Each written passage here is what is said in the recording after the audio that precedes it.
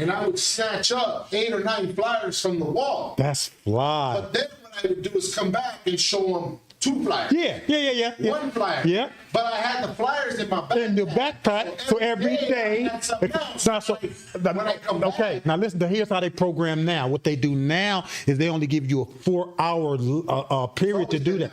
Okay, but now, actually, what I need is like 6 to 8 hours. Okay, I'm waiting for you now. Let's get to it. That's all right. So no one's in yet. So No, okay. it works out. We live? We're live. Live like a 4-wheel drive. Come on. In the building. Yes, sir. Lush World, all my constituents, we appreciate y'all. Very, very special guest today. We got the OG himself, fresh out his first interview out the pen. We got singing ass cartoon in the building. Yes, sir. I'm glad you guys got me here, man. I appreciate being here, brother. Nah, it's a pleasure to have you here. It's an absolute honor to get to chop it up with an individual of your caliber. Thanks, sir. Especially on the heels of what you've gone through.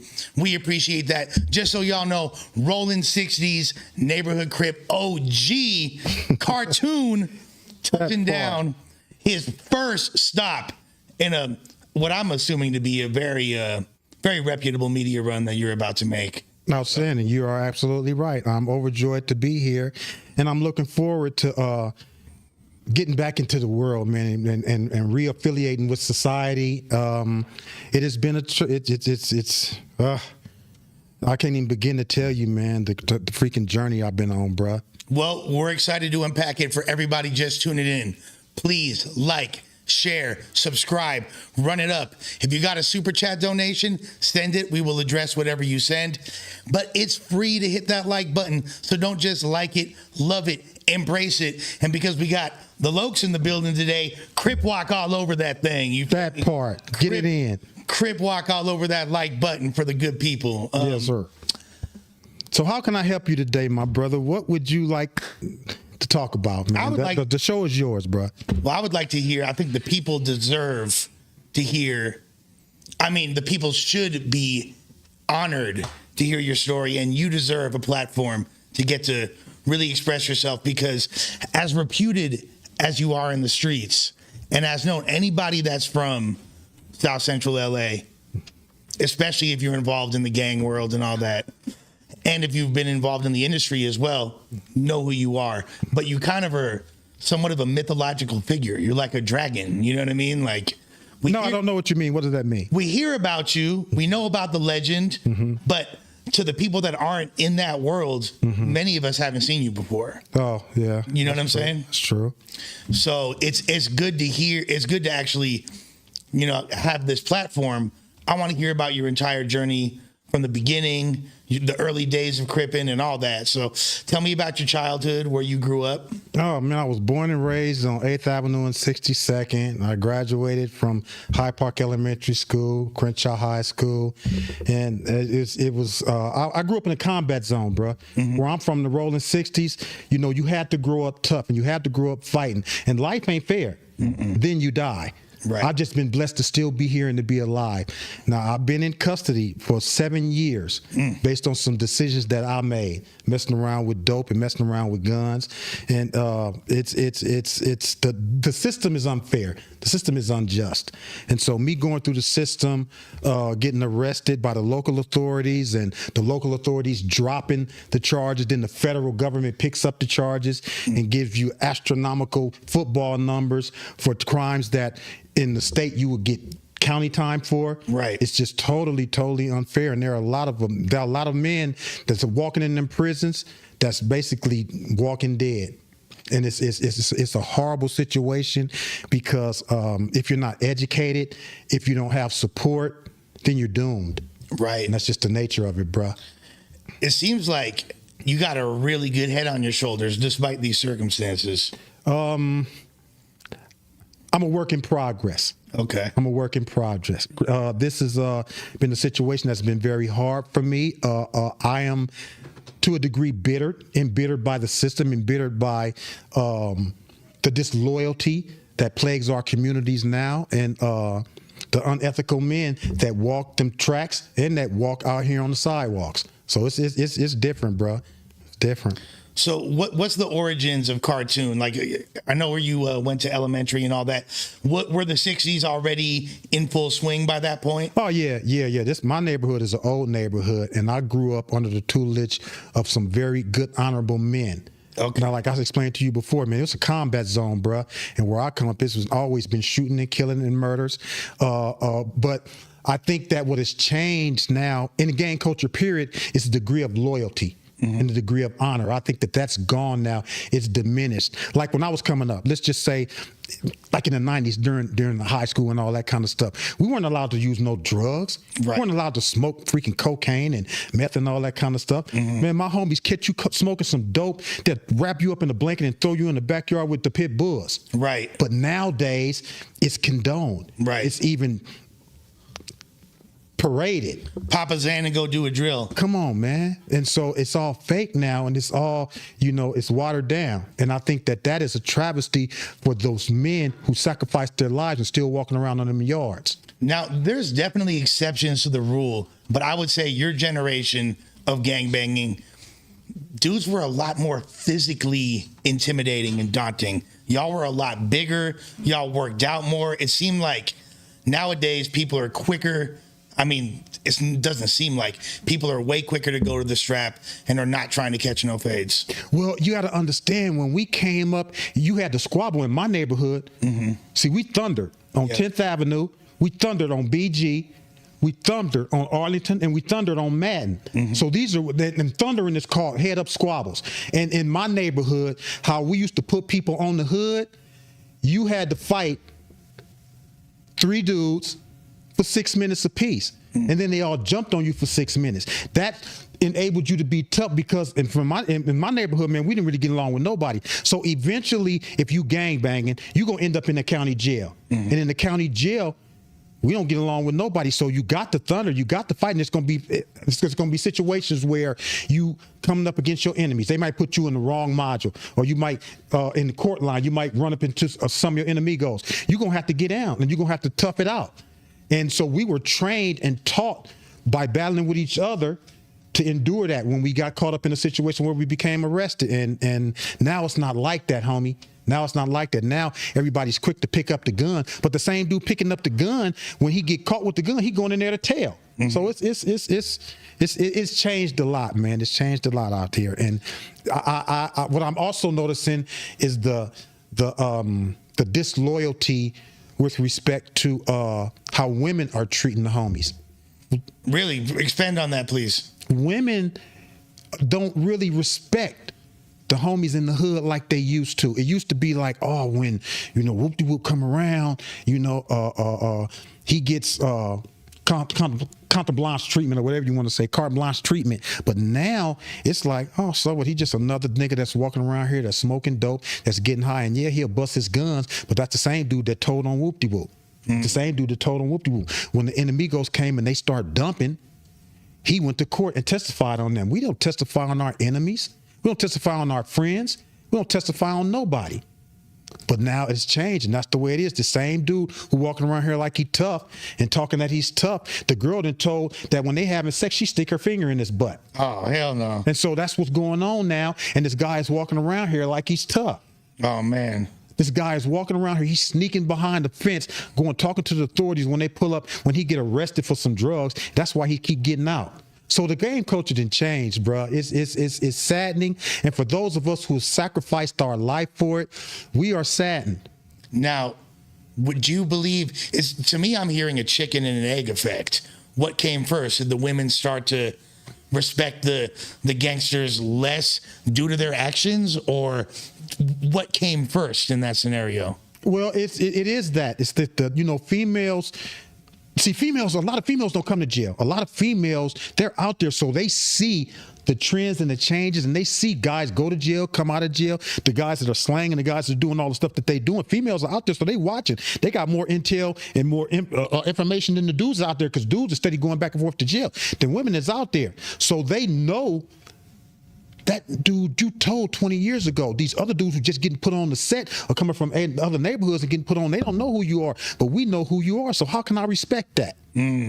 So that's how that is. So it's been a long time slowly brewing to get to the point where it's at right now. It has evolved, yeah. Now, from what I understand, Rollin 60 started in like the early to mid 70s, correct? Late 60s. Late 60s. Late 60s. So, okay. Like my hood was Slauson boys first. Right, I was going to say. Slauson. It was the Slossons first. Yeah. And then it became. Then the Rollin 60s. And so cripping tends to be generational. Were you born into it? Was it a family thing? I was born into it because it was all around me. But your dad wasn't from. No. Okay. No. My parents weren't from there. I was born and raised in my neighborhood, right, in my house. Right. But my father and my mother, they didn't bang. Mm-hmm. Next door neighbors did. The people across the street in the apartments did, and all my friends. So when I came off the porch, you have to understand, when you're young, you're enveloped and you are kind of tucked in by your parents, so they don't let you do stuff. So when I first started going to school, after I graduated from preschool, which is a Hyde Park preschool, it's on 11th Avenue in Hyde Park. I went to 59th Street School. I didn't go to Hyde Park first because I had to go to a babysitter. Right. So from kindergarten to third grade, I went to 59th Street School. And then my mother put the key around my neck on the fourth grade, and she said, "You got to get out there." So she made me walk down the street to Hyde Park Elementary School. And that's when I became affiliated with my friends outside and my homies, and my mama wasn't there watching my back. So that's when I started getting into fights and started going to the store and learning how to steal stuff and having to protect myself. And it was like a culture shock. So you outside at 9 years old, At 9 already years getting old, in the mix. In the mix at 9 years old. Now, around that time, this might be a little bit before then, right around that time though, Boys in the Hood comes out. And that I always believed was based on the Rollin 60s, or they're in that neighborhood. Well, it is because John is from my hood. John, Okay. rest in peace, he was from my neighborhood. R.I.P. So a lot of his films, he used people that was from the community, and a lot of his films were based on circumstances that took place in our community. So you're absolutely right, bro. And I mean, like, they even reference it a few times. Like the cop says to them, "You look like one of them Rollin." Exactly. They got the Crenshaw jackets on and all that, Letterman. John was a jewel, man, and a lot of us were saddened by his untimely death, and he was a blessing for a lot of us. John Singleton opened the door for a lot of the production that's taking place now, right, with respect to a lot of the urban producers and directors that are moving pieces now. Yeah, they got the script from John Singleton. Gotcha. Hey, can someone let the homie in? He's at the door real quick. Thank you. Sorry about that. No worries.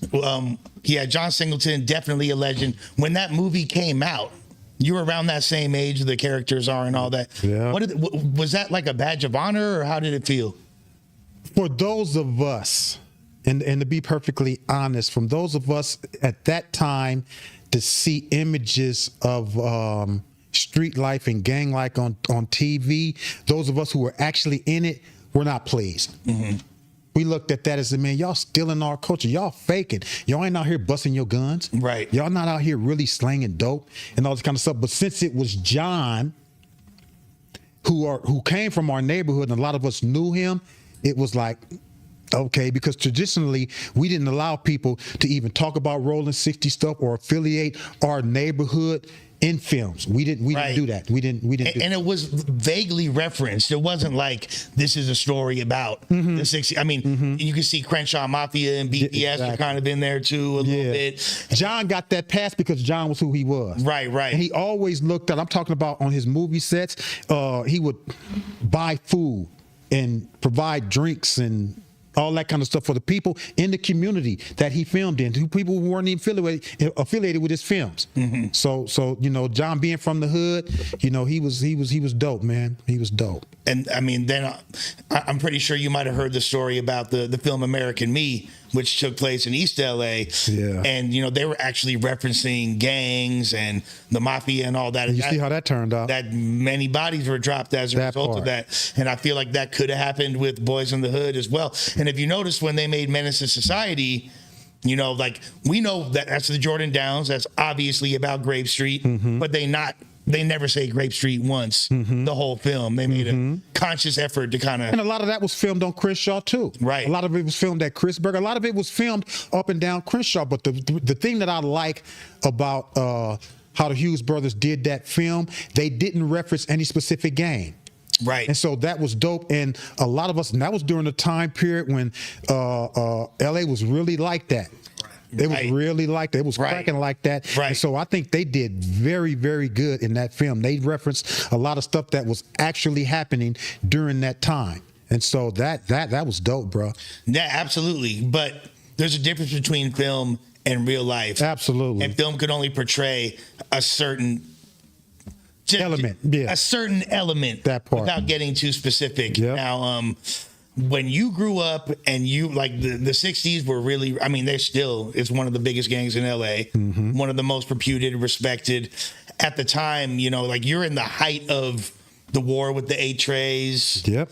Was it already up with the Hoovers at that point? Yep. So it's up with the Hoovers. Yep. It was actually my hood was actually banging against the Hoovers before my hood was banging against the 8 trays. I think the 8 tray rivalry started in the late 70s, 78, I believe it was. We were already not aligned with the Hoovers prior to that. So the Hoover thing, even that cracked off even before that. Yeah. Does it trip you out that a lot of y'all worst enemies are other Crips? Yeah, it does. It does. But what you have to understand is that, you know, when you live in different communities, you have different rivalries based on gambling, based on drugs, based on women. And so conflicts arise based on things that, you know, we have no control over a lot of times. If you mess with my girl and you disrespect my girl and you know I'm dating her, I'm coming at your face. Right. You know, if you cheat me in the dice game, I'm going to kick your head in. Right. So that's just how it goes. It just trips me out that now, 40 years, 50 years, damn near 60 years later, there's still these conflicts about 40 years ago, somebody macking up somebody's girl type. And a lot of times, a lot of people that are involved in these conflicts, they don't even know how they originated. They have no clue. They have no idea. Like you got banging now. I did my last year in federal prison in another state, in Louisiana. Yeah. And you got gangs. My hood, especially, my hood is in 30 states. Yeah, y'all. And so you got these gangs that have no idea why they're banging. You got these dudes who watch the internet and see IG and see dudes on IG and they're in Kentucky somewhere or another state, wherever it may be, and they start banging, never being from a community or never going to see what that community is or not even having that gang that they're claiming in that immediate vicinity that they live in. Right. And so it's different, man. This gang stuff now has become fanatic. Right. It's delusional. And it's watered down. Anytime that you feel as though as a gang member, it is okay for you to shoot your enemy and your enemy shoots you and y'all go to court on each other, that's not the culture, bruh. Right. Right. Anytime these dudes is banging, you banging on a freaking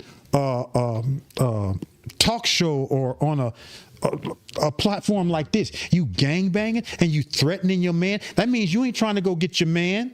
Right. Because now the authorities get to see this. And if you go get your man, you going to get caught. So really you pump faking. Yeah, it really intuitively goes against the entire nature of what y'all got going on. Well, like I said, brother, it has changed a lot now. And now it's a new era of banging and it's fanatic. You know, it's cool to be this or cool to say this because a girl gonna like me because she thinks that I'm gangster. It's a fashion accessory. It's a fashion accessory. Or I'm gonna be from this hood so I could go sell some drugs and make some money and get a pass. This was combat, bruh. Yeah. And it was based on community. And it was based on protection of my friends and my homies. And now they turned it into something totally different. So your early days being from the set, when did you get jumped in or like did you just get kind of walked into the hood? Even though I was from and born and raised in the neighborhood, I got tricked into it because one of my homies who was older than me, he was like maybe 15 or 16. He had just got out of juvenile hall. And he lived around the corner on Madden. And he said, "Oh man, come on, let's walk around the corner with me and let's go over here." And so I walked around the corner from him. We were going around the corner on 10th Ave, and all the big homies is out there. Now, I knew all these guys. Right. But remember, I'm a kid. Right. I'm 9 years old. I know them all. And all of a sudden, I get a punch. Bing. And I get a kick. Bing. Oh, you got to fight back. You from the hood. Bing, bing. And so I look up, and I'm spitting dirt up out my mouth and getting kicked in the head by a bunch of grown men. They lifted me You're up. how old at this point? 9. You're 9 years old. 9 years old. Oh man. 9 years old. They treated you. And so yeah, but you know, my neighborhood is tough, bruh. You know, and it's I saw it as a badge of honor because now I'm from rolling 60s. Now I can go do what I need to do. And from that night, my man took me, the same dude that took me, I'm gonna say his name, Big Holly Rock. Big Holly Rock, he's been in prison for years and he's still there. Big Holly Rock made me, after I spit the dirt out of my mouth and wiped myself off and got patted on the back by Big Bogart and Ronnie Mad and Big June and Bootsy and all them dudes, they walked me up to 60th in Crenshaw, and me and Holly Rock got on the bus, went and did a mission. Yeah. And then ran back to the neighborhood. Yeah. And so that was my becoming official, and my life has not been the same ever since. It's a really interesting way for this journey to start. And so how did you realize what you were a part of at that point? No, like I said, I realized that I was a member of a combat unit, and I knew that I had the backing of a bunch of courageous men. So that in itself gave me pride. You know, I was prideful. I felt now that I had the ability to kind of not worrying about nobody taking my lunch money at school. Yeah. Or not worrying about nobody taking my shoes, and my mother brought me a new pair of Converse. Not worrying about nobody taking my bubble gum from my pocket when I go inside Thrifties and steal it, and the homies is waiting outside for me to come.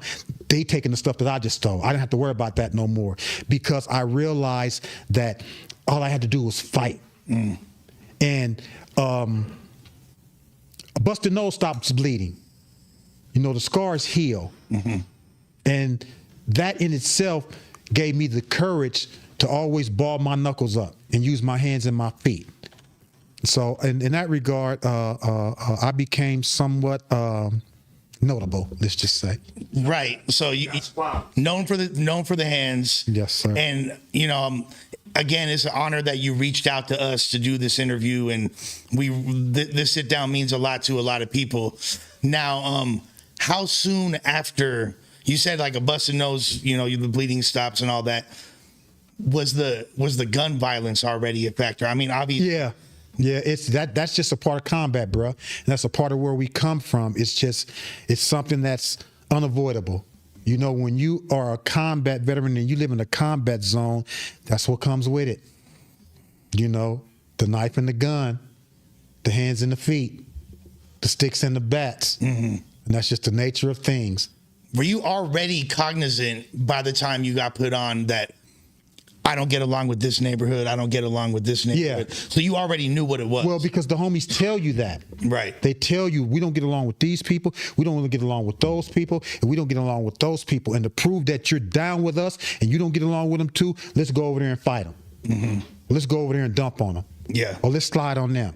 And so it was a process. And as a young person, you have no value of life. You don't realize the importance of life. Yeah. You only realize the importance of your peers and the people that are around you, and you want that kind of respect. So at this time is Big U and Fee and all them, are these names that you're mixed with them? Yeah. Yes, sir. What was Big U like back then?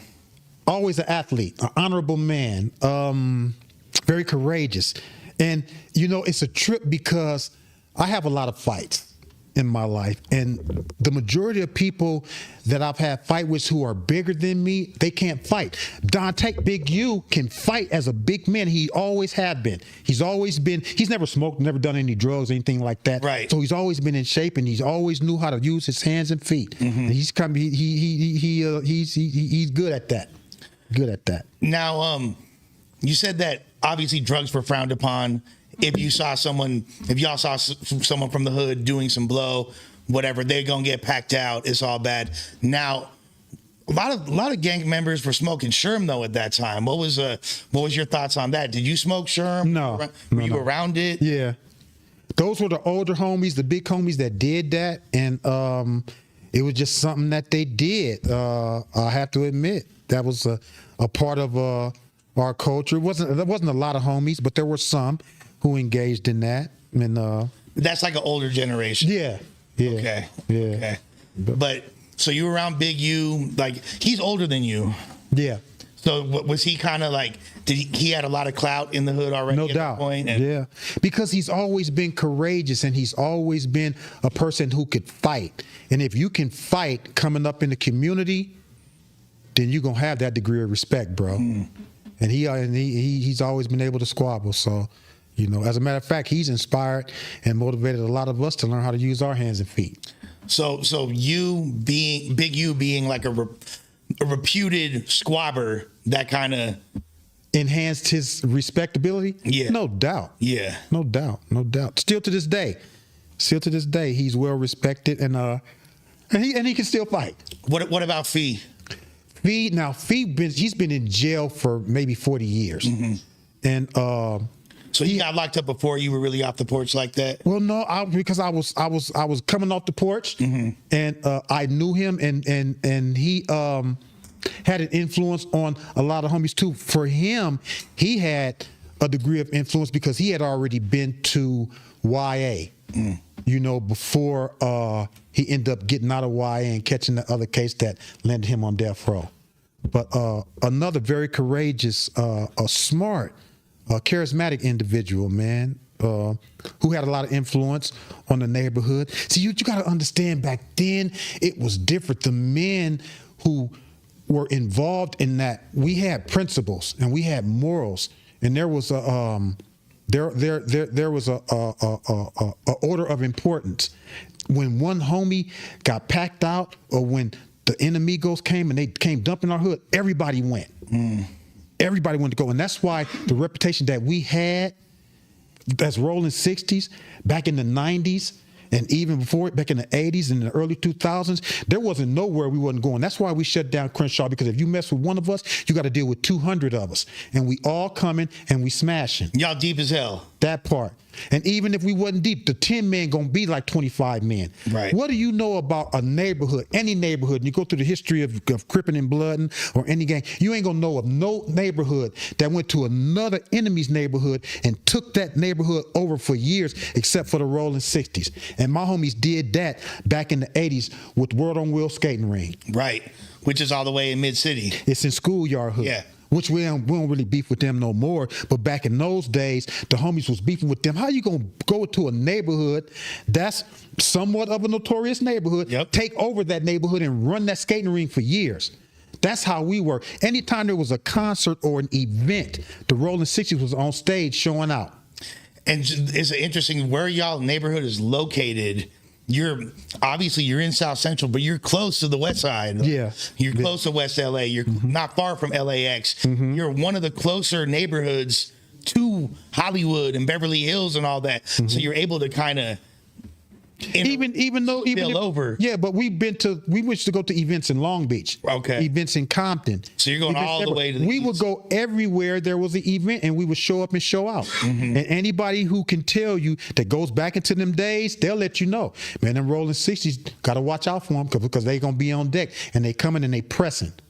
And so that's how it was, man. And that's why there are a lot of men that are in jail from those days, that are walking around the tracks that are heartbroken because they sacrificed their lives for what they now consider a meaningless cause. Expand on that, please. They see that now things have changed, and they see that now there are no ethics. They see that now you have men who are testifying in court against other men.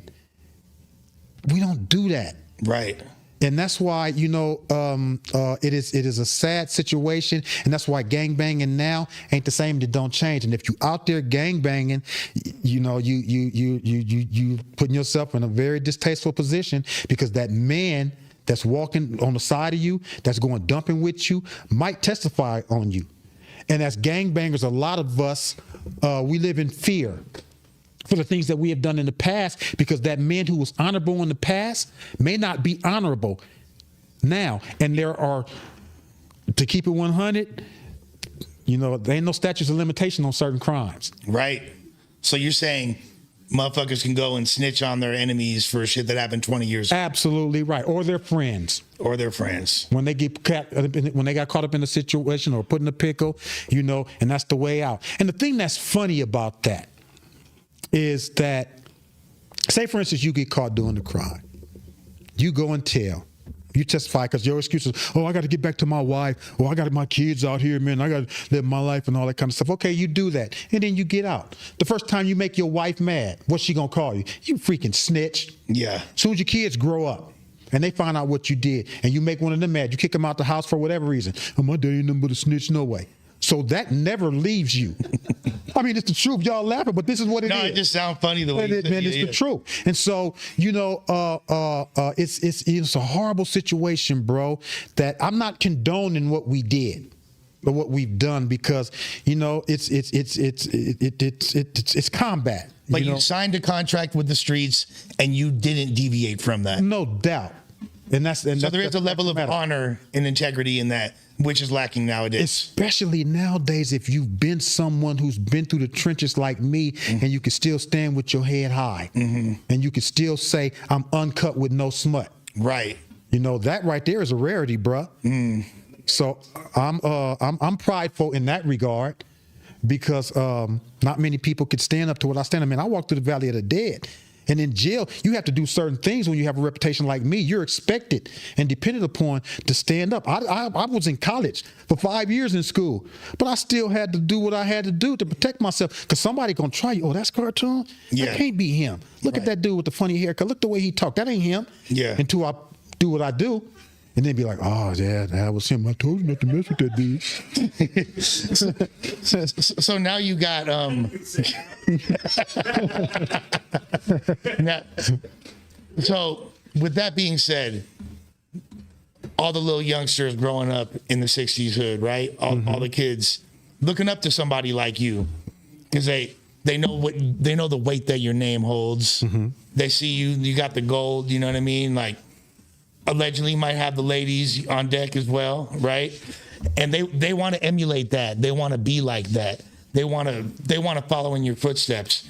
Do we want to lead the youth to bring back the old days of gangbanging, or do we want them to go in a different direction? We got to have them go in a different direction. It can't go back. It'll never go back to what it was because the majority of those honorable men are gone. The honor is gone. You know, you're dealing with unprincipled men and women now. And so those days have passed us. We can't go reaching toward back and trying to get them dudes back. That's it. What we have to do now is try to inspire them to be men, to be respectable of women, and to educate themselves, man. Education is the key because without education, dude, you paralyzed. And you know, I gave a guy this example the other day. Actually, I've been out today makes actually 2 weeks, and I'm still in the halfway house. But I was talking to one of the guys prior to my release, and I was explaining to him. He was an older guy, and he was like, man, you know, it was a younger guy there too. He was like, man, I don't know what I'm going to do when I get out. You know, my situation is bad, and I don't know what I'm going to do. And I said, well, you've been walking around this yard for 5 years, being a dorm porter. You've been playing chess and dominoes, and you got a cool chess game, but you can't read. You can't speak properly. So even if you get out of here and someone gives you an opportunity, you can't convince them to give you a job because you don't know how to articulate. Right.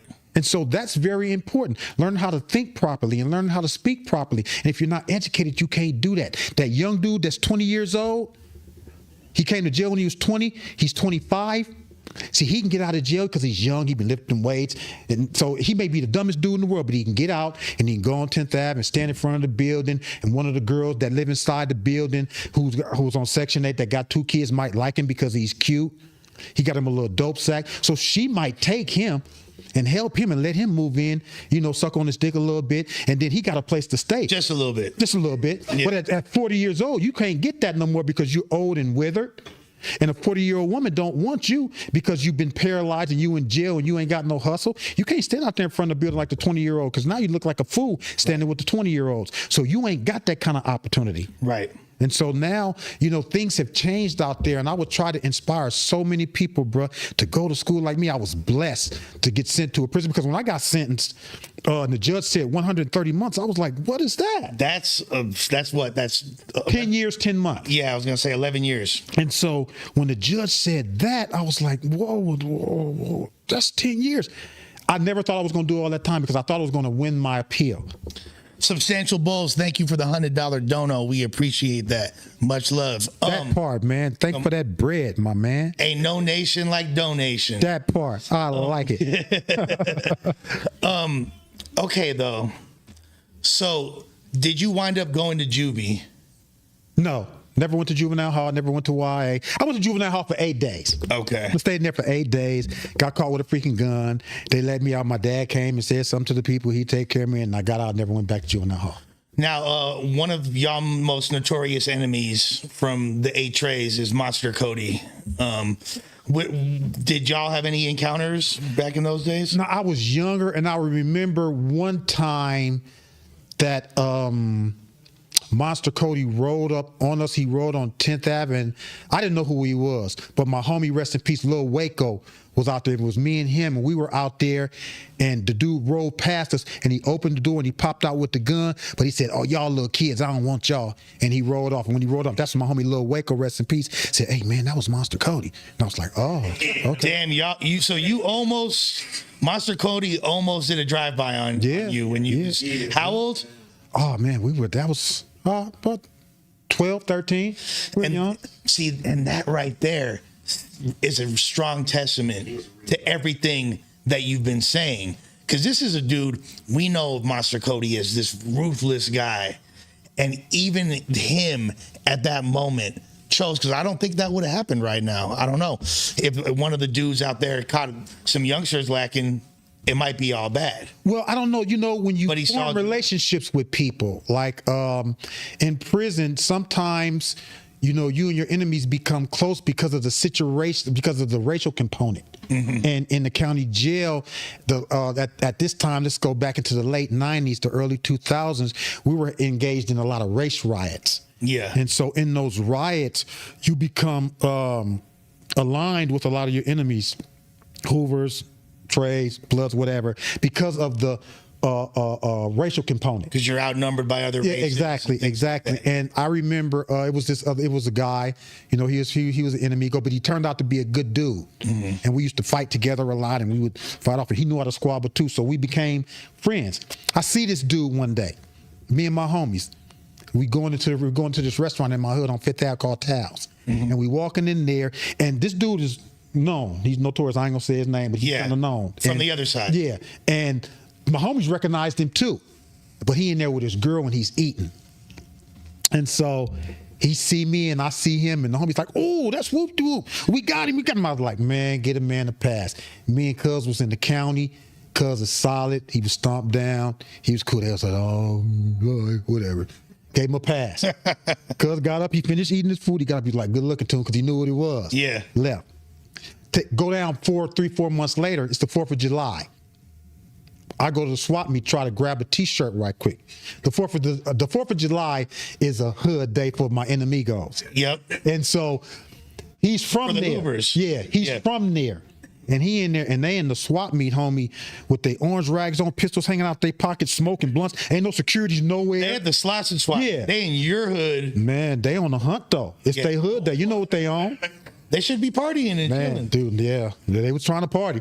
They was trying to party. Hey, so look, the boys see me though. The other dudes see me first. The ones that I don't know. And they like, ooh, we got one, that's two. And I guess he hear them say my name and he spent him. He's like, oh, that's my man too. And he's nope. And called them off and gave me a pass. And so he come up to me, and they all come up to me and they're like, oh, and he like, oh, what's up, two? And so one of the dudes smoking the blunt, blow the weed in my face. He got a pistol hanging out of his pocket. What I'm gonna do? Yeah. He said, yeah, I seen you in that movie Dead Homies, man. I like that. I was like, yeah, all right, homie. Peace, good looking. And I bounced. What movie? Dead Homies. You okay? So you in a movie called Dead Homies? Yeah, well, the movie was based on my character. The producer Billy Wright. He also produced a movie about Monster Cody, but he never finished production. I remember the Dead Homies movie. Yeah. You can actually find it on YouTube. Yes, sir. Yes, but sir. yeah, so that movie was based on my character, cartoon, but I didn't want to be in the movie because I'm on the street stuff and I'm gangbanging. I was like, no, I ain't finna be in no movie. Right. I ain't be doing that old fool. I'm out here gangbanging. But one of my homies named Trey played me. Okay. And so it ended up being a pretty good movie. I thank Billy for the way that he produced it. My character was kind of all right. You liked it? Is there things that you didn't like about the way it was portrayed? Nah, not really. I just, Trayvon is my homie. He's Lil Yum. That's his name. He from the hood. He did all right. Yeah. He did all right. He did as good as he could have done. Yeah, he did. He did all right. I have no complaints about that. But what I discovered is that movie, they use that movie now as a like a public service announcement. That part. And it's played in schools. Yeah. And a lot of to deter people from gangbanging, because the mass majority of people who were in that movie are dead now. Okay. Are in jail. And so Billy came to me a couple of years ago, actually prior to my arrest, and said, man, you want to do a Dead Homies too? And I was like, man, what good would that do? He was like, the vast majority of people dead. Actually, when he was doing production on the Monster Cody movie, he was like, we should do a Dead Homies too. And I was like, man, I don't know. I would be willing to do it. But he's like, man, a lot of people dead now, and you probably be the only one, that's still alive. And so... Is it the dude that directed it, he from your hood too? No, he's not a gangbanger. I was gonna say, because that'd be crazy for him to do a movie about Monster Cody being from your hood. Yeah, no, he's not a gangbanger. Billy Wright, man, good man, helped me a lot, helped me eat. I made a lot of money off that dude. That's a good thing. Now, there's another pretty well-known cartoon. I think he's from 5 Trey Avalon. Yeah, he's older. Yeah. Does anybody have you guys ever encountered each other or anything like that? Is that just a... I never met him. Common hood name, so it's a... I thought I was the first one. Yeah, how did you become cartoon? Because I used to crack jokes. Okay. I used to crack jokes all the time, and I used to draw. Okay. And one of my big homies named Fish, he is dead now, rest in peace, Big Pescado. He started calling me that. Okay. You're like a cartoon character. Your name is Cartoon. Okay. And so when I went with Holly Rock and we did that thing on the first time, when we came back, he's like, how Cartoon do? And so it just stuck. All right. So, but you never encountered the other cartoon? I have not. Okay. I have not. Because if you look him up, in a lot of his interviews, they'll be in the comments like, do you know Cartoon from 60s? Cartoon, like people bringing you up in his interviews. Yeah. Okay. So, interesting connection or lack thereof right there. So... do you have any crazy stories that you're able to share from those early days of gangbanging? Yeah, I'll share this story. And I told Nip that we promised each other that we would never talk about this, but God bless the day. God bless the day. And my brother Nip, who was not only my homie, he was my friend. When we laughed about this afterwards, but me and Nip and Cobby, we used to trap together. We had a spot on 11th Avenue and 60th. So you knew Nip real well then? That was my friend. Okay. And if you notice, I don't really have no tattoos. I never got tatted or nothing, but I tattooed Nip's name on my arm. Okay. And that's because I respect him, because Nip was a very good man. He was very charismatic. He was very courageous, and he is truly missed. He is truly missed. He did so much for so many of my homies in the neighborhood. He was no buster. He ain't never ran out. He never did nothing faulty. And I believe that, he got killed by a culture of hatred and jealousy. That man that shot him was nothing but a trigger man. When you're charismatic and when you have a beautiful family and when you have a thriving career, you're hated. And that's the thing that I believe killed him, and it kills a lot of other people that are prestigious like that. So the story that's out there, you don't believe that that's really what it was of him? They said the dude was snitching. Nah, that's just. I mean, it's a lot of rumors, and a lot of people can say a lot of things, but ultimately, Nip was killed by a culture of jealousy and hatred. That's ultimately how he died. Is the fact that it was from a homie from the same neighborhood, how does that make you feel? I'm devastated and I'm saddened and I'm hurt, and my community will never be the same because of it. You know, Nip used to have homies in that freaking phone shop, in that t-shirt shop. He gave all homies jobs.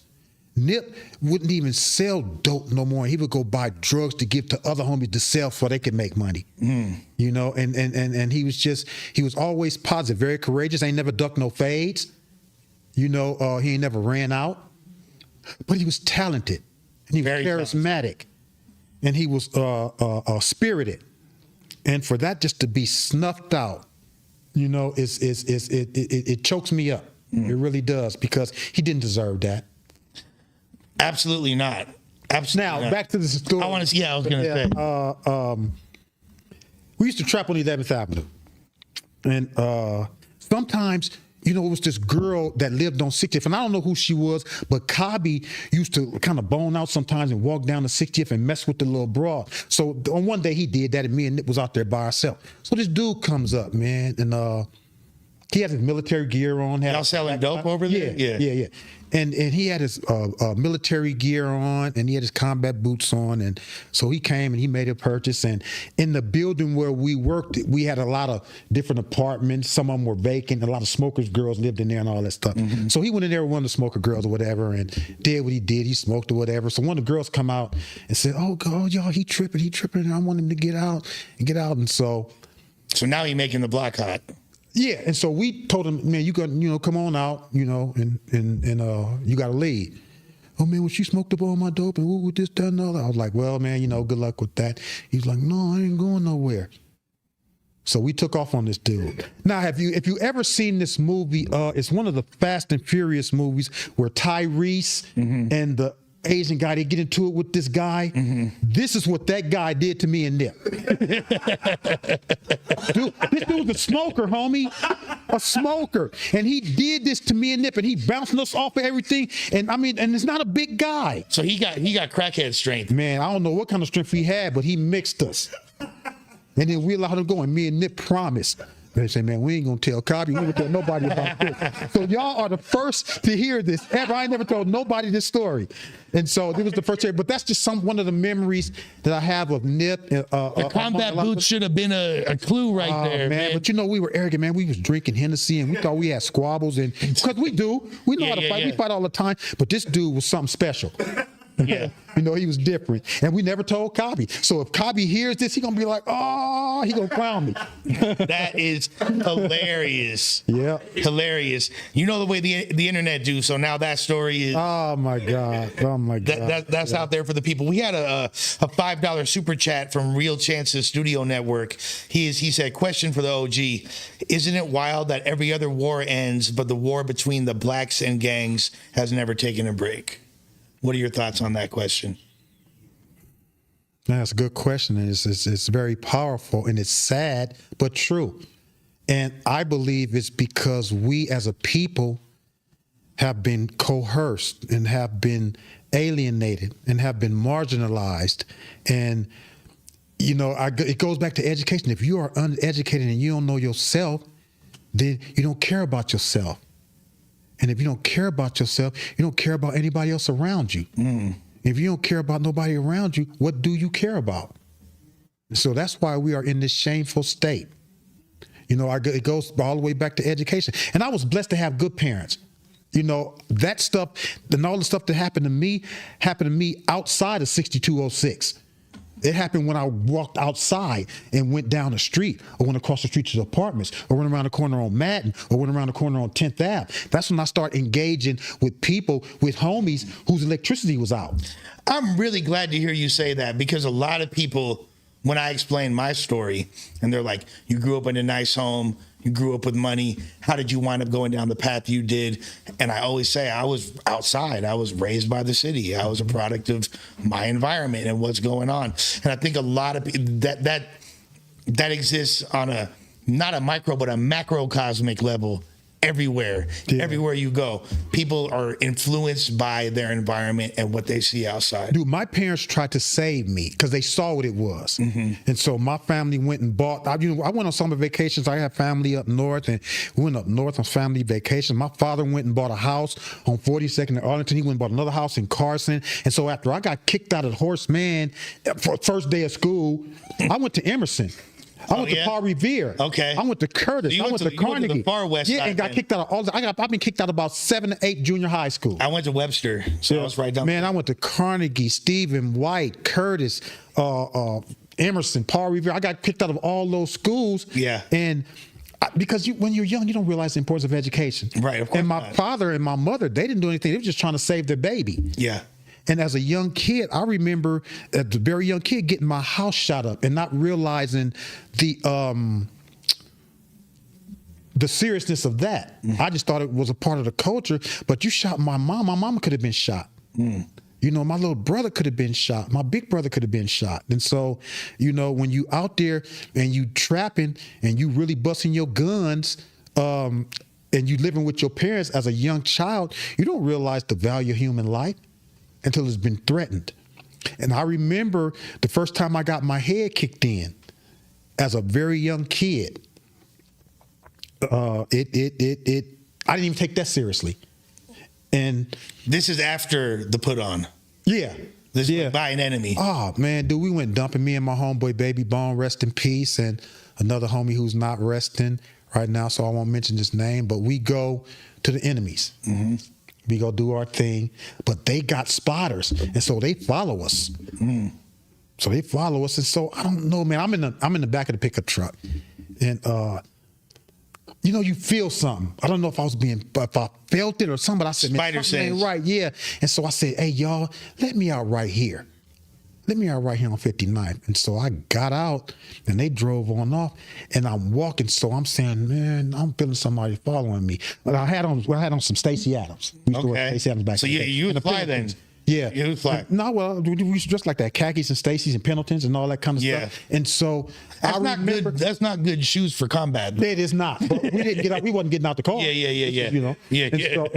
And so I just remember walking across the street and taking alleys. So I'm taking alleys because I don't want to walk the streets because I feel somebody following me.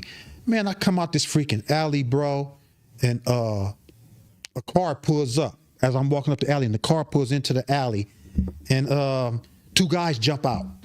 So I'm saying, okay, I gotta fight my way out the alley. So what I gotta do is I gotta run towards this dude and fight my way out the alley. You Once ain't I'm got the wham on you? No, I left the wham back on the block. yeah. And so I'll fight my way out the alley. And as soon as I make it to the street, a truckload more dudes pull up. Oh, They all hop out. they thick. They thick, man, and they work, man. I remember fighting, bing, bing, bing, bing, bing, bing, bing, bing. I'm squatting. So it's about 8 or 10 guys, and so they back off me, and they let me get up. And I was like, okay, y'all ain't did nothing. They came back and did their thing, and I remember they whooped me so bad I wasn't even feeling any pain anymore. Felt like I was just tired. And I remember opening my eyes. It was late at night, and I was looking up at the sky, and I was looking at the stars. And it was a guy standing over me, and he was putting on my jewelry. And he was like, yeah, little nigga, you lucky. Yeah, you lucky. And they hopped in the car and drove away. And I walked all the way back home. And I didn't realize how hurt I was. They low key stalled you out though. Yeah, but they really didn't, because when I got home, I saw the damage. Well, I didn't see it. I just went home because I was tired drinking. We used to drink 40 ounces. Yeah, of Codeine, course. 800. And so I got home. I went in the room and laid down. Yeah. But I guess I was wheezing or something like that. And my mother got up and she came in and heard me. And I was in a puddle of blood. Still didn't realize the seriousness. She patched me up and all that stuff. So she went to work the next day. The next day, Baby Bone and the homies come over. They was laughing. Oh, that niggas got you up. You slipped. I was like, yeah, I should have stayed in the car with y'all. But that's just one of many situations that, as a combat veteran, you find yourself in. Yeah. You know? Yeah. And it's just a part of it. It's a part of the game. Part of the game. Unfortunately. Not pretty. Yeah. Not pretty, but it's a lifestyle that I accepted at the time. And I was prideful. I was prideful at being tough and being courageous and being a part of something that was respected, because, boy, the Rollin 60s had respect. Absolutely. And so I was a part of that, you know, of a time when we were respected, when snitching was Not an option. Not You got caught, you do your time, and you go and you stand up in jail. You stand up and you fight. You don't roll up. If you go into a module or to a cell that is plagued with enemies, then you got to do what you got to do. You don't bang on the door and tell the guard that you can't be in there. You let them carry you up out of there, because it's that respect that you get. And respect is everything in gang culture, or it used to be. So this most recent bid that you just did, 7 years, and you were in the feds. Yes, sir. What happened to get you in that situation? What did they say you did? They alleged that I sold massive amounts of cocaine to people. Okay. And initially, I was arrested by the local authorities, 77th Division. Mm-hmm. So I go to jail. I bail out. Been to that station a few times. Yeah. I go to court. They do a DA reject. Okay, so you're Reject. chilling. So I'm chilling. I'm cool. Yeah. But knucklehead me, go back out there on the block. And on the block, you gotta have a whammer. Ain't no being out here and truck, especially if you kind of doing what I'm doing, man. I'm out here. Hey, like combat. Like Conrad from the Avs from your hood said, I'm from where you got to keep a thumper. You know what I'm saying? That's my man, Young Rad. And so I'm out there, man. I'm out on bail, man. They just got a DA reject, and freaking 2 months later, freaking authorities just roll up on me. On me. Out of all the people out there, I'm out there on the block. It's 15 people in the parking lot. It's homegirls and homeboys and all this. And they roll right up on me. 5 cars on both driveways. And I asked the police when they got me to the station, I was like, why me? All these people out here, why you arrest me? He's like, dude, I had jury on. A lot of I used to wear a lot of jury and fancy clothes. He's like, dude, you got on a freaking Gucci jacket. You got on Gucci shoes. You got on diamonds. You was shining. That's why we rolled up on you. And I was like. So this is still LAPD. This ain't. Yeah, this is LAPD. So, again, I go to court. When I go to court, I got a U.S. Marshal hold. So the freaking police, again, they threw a DA reject. But now I got a U.S. Marshal hold. So the authorities come, they send the U.S. Marshals, they come and pick me up. I still not saying nothing. I ain't talking to these dudes. I don't know nothing. And then they get me here and say, man, you being indicted for these extra weapons that we found, and we got a witness that say you sold this and that you did that. And because when the marshals, when the feds come, they typically don't come unless they already have everything they need. Yep, there's no right. 99% conviction rate, 98, but same difference. Yeah. And so when me and my attorneys ask for the discovery, they have this freaking videotape. Oh. Now, they got a videotape, and it shows the guy who was supposed to be this confidential informant. They stopped right in front of my homie Hoggy's house. What's up, Hoggy Loke? That's my guy. Hoggy pulled up on me since I've been in the halfway house, looked out for me. Black Sam and them sent me a gang of this. That's why you see all this gear. Hoggy and them pulled up on me. But they stopped right in front of his house. Then they let the freaking rat out at his house. So I'm looking at this tape. So the guy walks up the street. He stops by the store on 8th Ave. Continues to walk. He's talking to people. This guy has a button cam, a freaking camera in his butt with a mic on. James Bond shit. Yeah. And so the guy walks. He walks over. He gets on 10th Ave and he walks past my house and he walks up the alleyway. And I see him talk to one of my homies, rest in peace, his mom.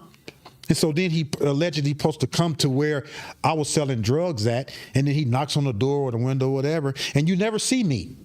You never hear me, so I'm not on any video, any audio, or any stills. And so I like, man, that's not me. Right. And so let's pick a jury. So you're taking it to trial. I went to trial. You had a good lawyer? She was fair.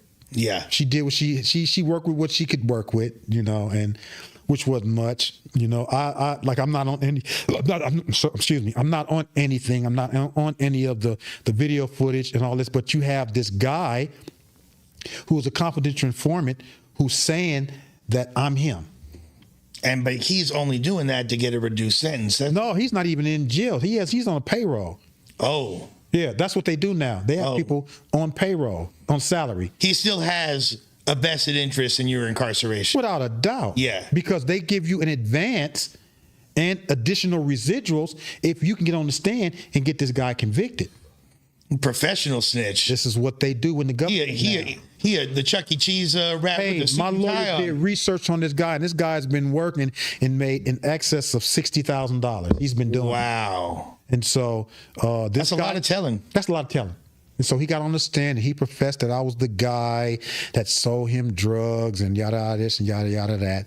And so there weren't any drugs found, very little. I mean, the authorities actually said they found less than a gram.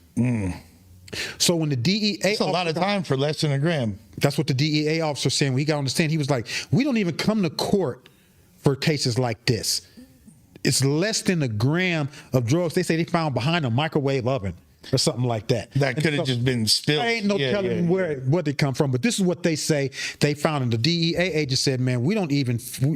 I've never been to court on anything like this." Yeah. And so the jury came back, and I had a 924C charge too, which the jury found me not guilty on. Now a 924C charge is an in furtherance crime, saying that you had weapons to protect the drugs, and you used those weapons to protect the drugs and the money. And I was charged. That's an additional enhancement, which comes with at least 5 years. Right. The jury found me not guilty on that charge. Did they try to give you gang enhancements as well? They did. The jury found me not guilty on that. Okay. Because my lawyer said that it was somebody who was close to me that was testifying on me. And the guy, somehow he had some sort of accident. Okay. And That's unfortunate. it's unfortunate. And he had an accident. He came up dead or whatever. So now this other guy who I said they came and testified, they used this guy. And so And you didn't know this dude. never seen him in my life. Okay.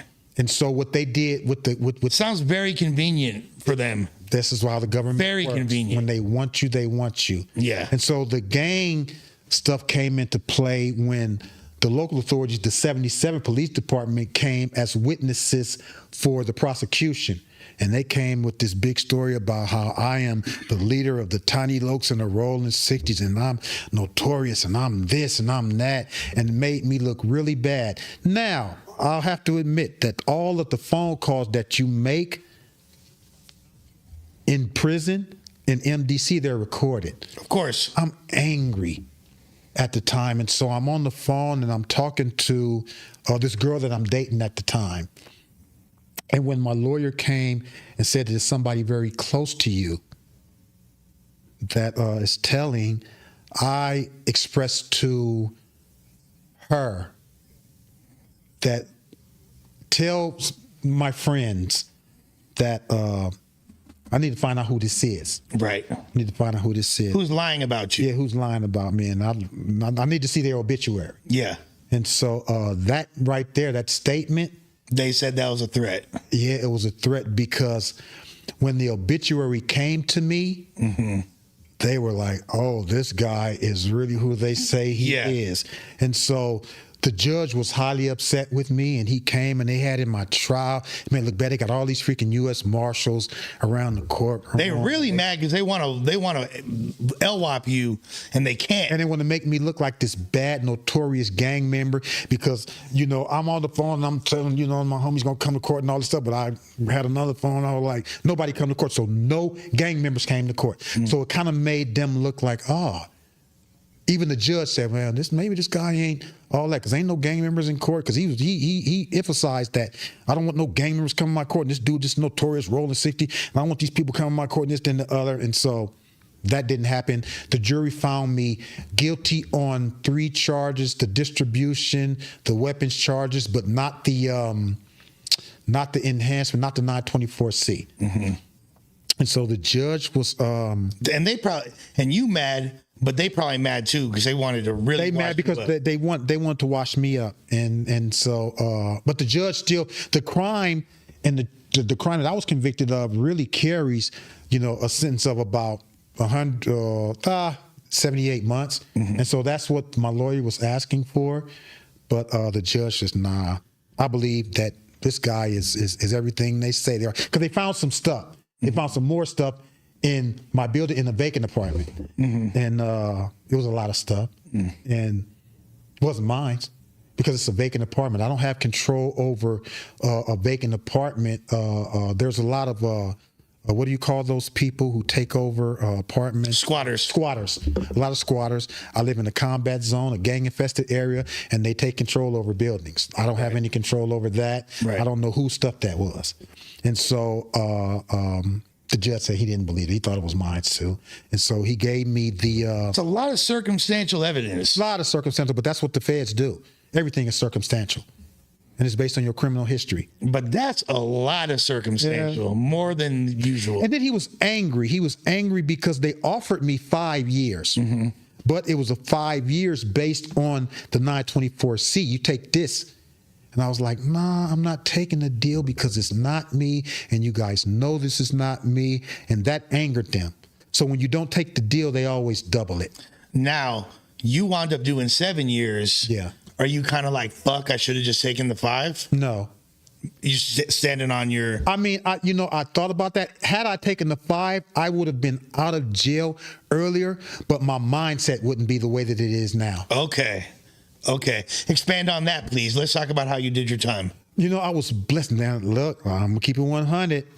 I'm not perfect because there's probably going to be some people listening or watching your podcast that know me, that may have walked the yard with me. So I am who I am, and I had to do certain things in jail, but I did take advantage of the opportunity to go to school. In one of the prisons that I was at, there's a college right down the street called Allen Hancock. Okay. And the doctors and the professors and the teachers come there, and they teach college, and they teach courses. So I took advantage of that. So you being in the feds, now there's different type of federal prisons. Yeah. Were you in like one of the nicer ones, or were you in one of the... Nah, it wasn't nice. It was not a club fed. No, it wasn't nice. It wasn't nice. It was garbage. But I'm tough. Is it the same politics as Yeah. And so it's stick to your race, stick to your card. And I hate when you guys use that word politics, because politics takes place in Washington D.C. It's racism. Racism. That's what it is. It's bigotry. It's hatred. That's what it is. Politics takes place in Washington, D.C. and in Sacramento, California. That's where politics are. That stuff that takes place in prisons and in jails is racial bigotry. That's what that is. So let's own it. That's the realest assessment I've ever heard anybody give. It's the truth. People don't typically like to acknowledge that. Why not? It's the truth. And as long as we stay silent and we don't speak the truth, then it's going to continue and it perpetuates itself. So were you against, do you have friends of other races? Without a doubt. So you have Without a doubt. Mexican homies, white All homies, that. My Asian parents homies? didn't raise me like that. Yeah. They didn't raise me like that. And if you hook up and if you talk to the majority of black people, we don't make those rules in prisons and states. Who can eat with who can sit with who. Mexican people, who are the majority, make those rules. They tell me, oh, you can't drink out of his cup. They tell their people, don't sit with him. They tell their people, don't wear your hair in braids. They tell your people, don't say nigga. And they do all those. We don't make the rules. We just have to follow them. Right. That's just the way that it is. Because we are not, as black people, we accept any people who respects and accepts us. That's just the nature of things. We don't perpetuate bigotry, but we adhere to it when we're forced. So that's just the nature of things. So you've been incarcerated before. Were you prepared for what you were walking into as far as that goes? Yeah. You have to be prepared, especially in, coming into a position when you are, how can I term this? In a position of authority. Let's just say that. When you're respected. Reputable. That I like that. You're forced, to be your brother's keeper, because the decisions that I make can dictate a lot of bad things or a lot of good things, and so you have to be an individual with a growth mindset, and you have to be logical, for lack of a better term. So prison ain't fair. I hate racial bigotry. I hate that it's separated by that, because that is the thing that keeps us all held down. I agree. And it's sad, but it's the way that the system perpetuates itself, and that's why the prison industry is such a dynamic conglomerate, because they use that one thing, the separation of the races, to keep us at bay. as somebody who are the majority of my friends are outside of my race, I 1000% support what you're saying on that. Thank you, sir. Appreciate it. And I wish not just inside with the, let's not say politics, with the racism, I wish the entire world looked at life like that. Well, you also have to understand that a lot of people go to prison now. A lot of people for very small crimes. So somebody knows somebody who knows somebody who's been to jail. And what happens a lot of times is that when you go to prison, you are forced into that racial dynamic that can harden your heart. And then you can bring that back into society if you're not careful. Absolutely. If you're not conscious. Absolutely. And that can kind of paralyze you. It could go one of two ways. It could go like that, or you could, like, you know, the movie American History X. You ever see that movie? Yeah. The Peckerwood dude, he's a white supremacist, goes in and he winds up getting betrayed by his own people, and he winds up the best friend he has in there is a black dude, and then he winds up changing his whole entire mind state. So it could go one of either of those two ways. Now, you being in there, did you go in still having a lot of the gang street mentality? And I mean, I know obviously without that's a doubt. never going to leave 100%. Without a doubt. So, Because you're going into a combat situation. were you instantly catching fades and all that? Are you? Yeah. Because see, what you have to understand, bro, is that, you know, prison is based on violence, and it's based on belligerence, and it's based on respect, but your respect is gained through violence. And so going in, you know, and then you're not happy to go to jail. I'm not happy. I'm already mad. I'm already angry. I miss my family. I miss my girl. You know, I miss doing what I'm able to do. So I'm already mad. So I'm actually looking for me as an individual. I'm not generalizing. I'm saying as I'm already angry, and I'm looking for a reason to give you a demonstration of the ability of my hands and my feet. Right. And so in that, yeah, man. And them hands work. Man, like a charm. To keep it 100, you know. But I am overjoyed now, and I am blessed because not only did I survive that, but I learned more about me.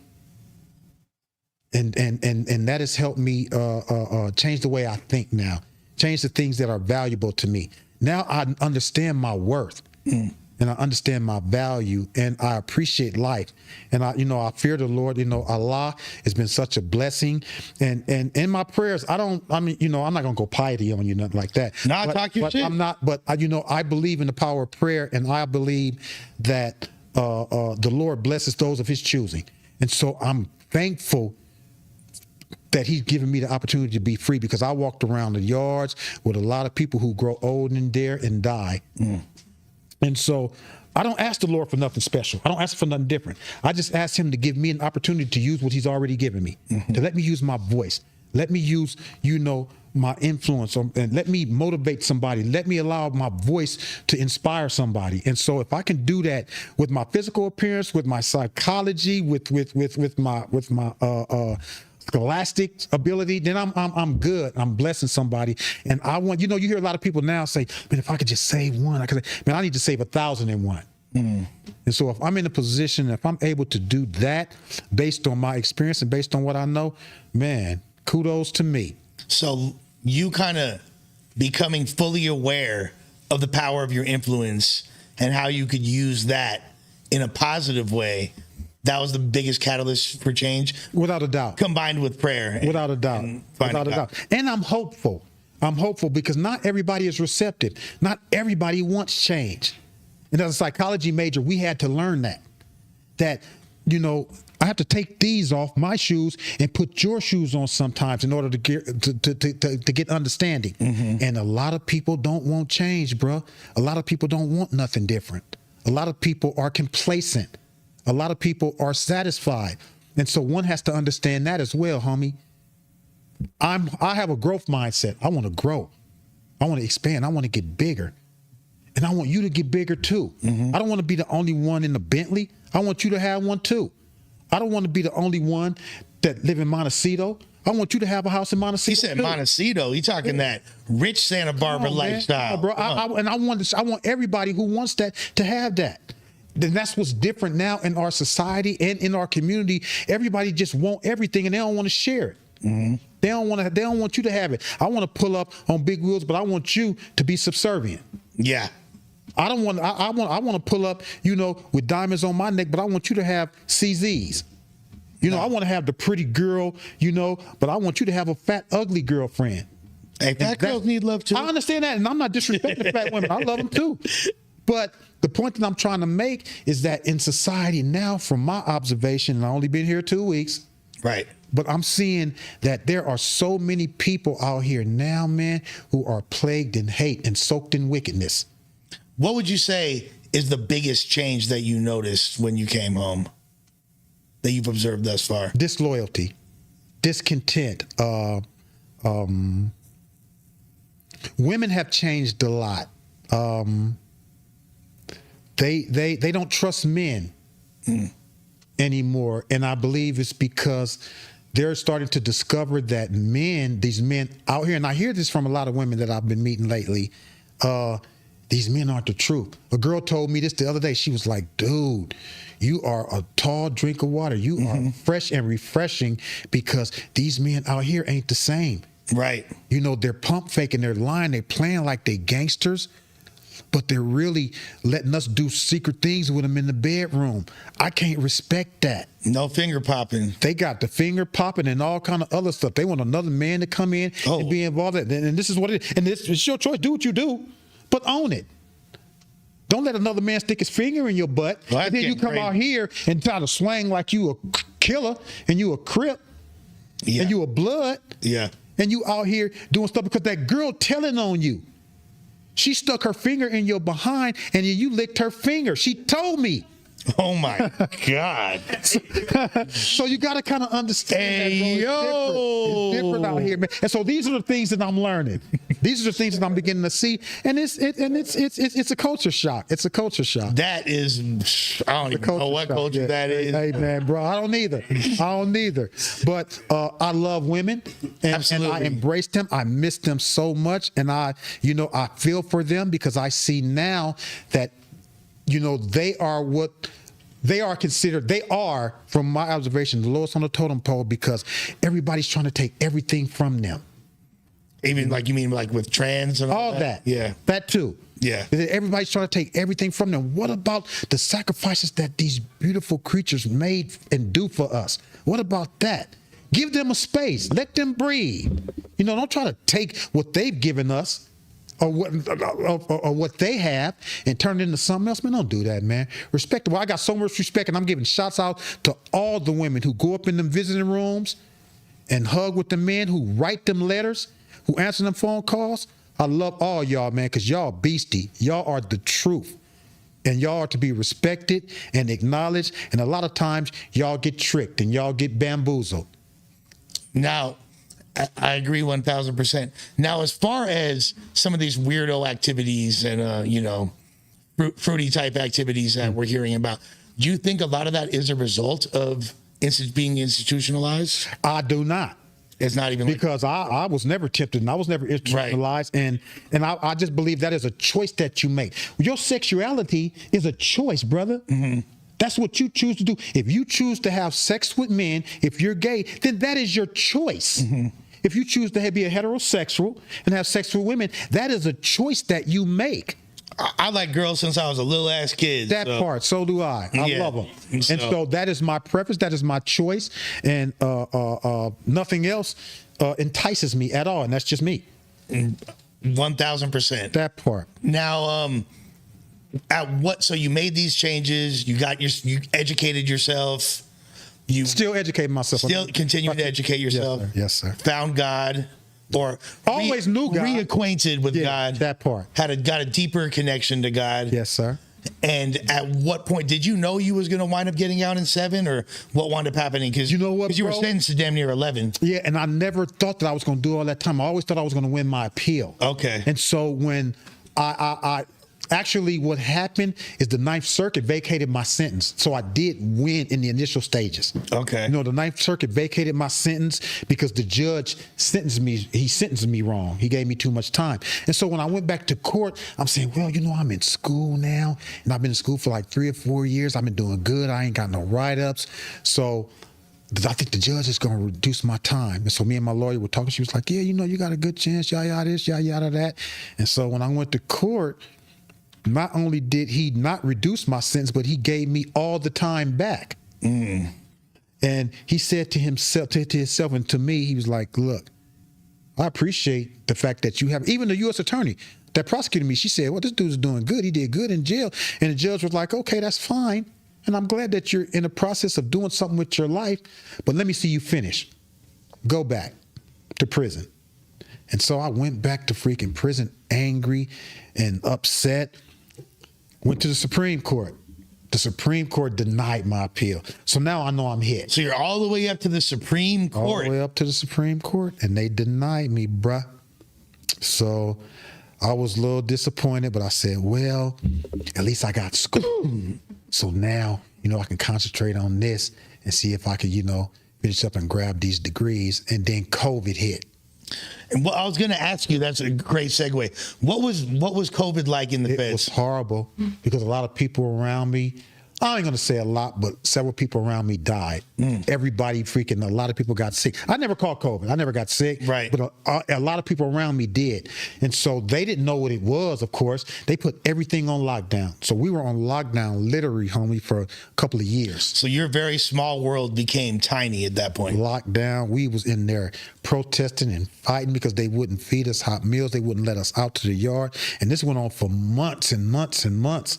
And so, because in the initial stages, they didn't know what it was. Right. So they were scared. They locked everything down. And they brought it to the prison. Yeah, it's the CO. Because they had stopped visits. We weren't getting any visits. So they brought that foolishness to the prison. And then they sanctioned us and put us on lockdown for it. And so we were upset about that, bruh. How did that affect your mental state?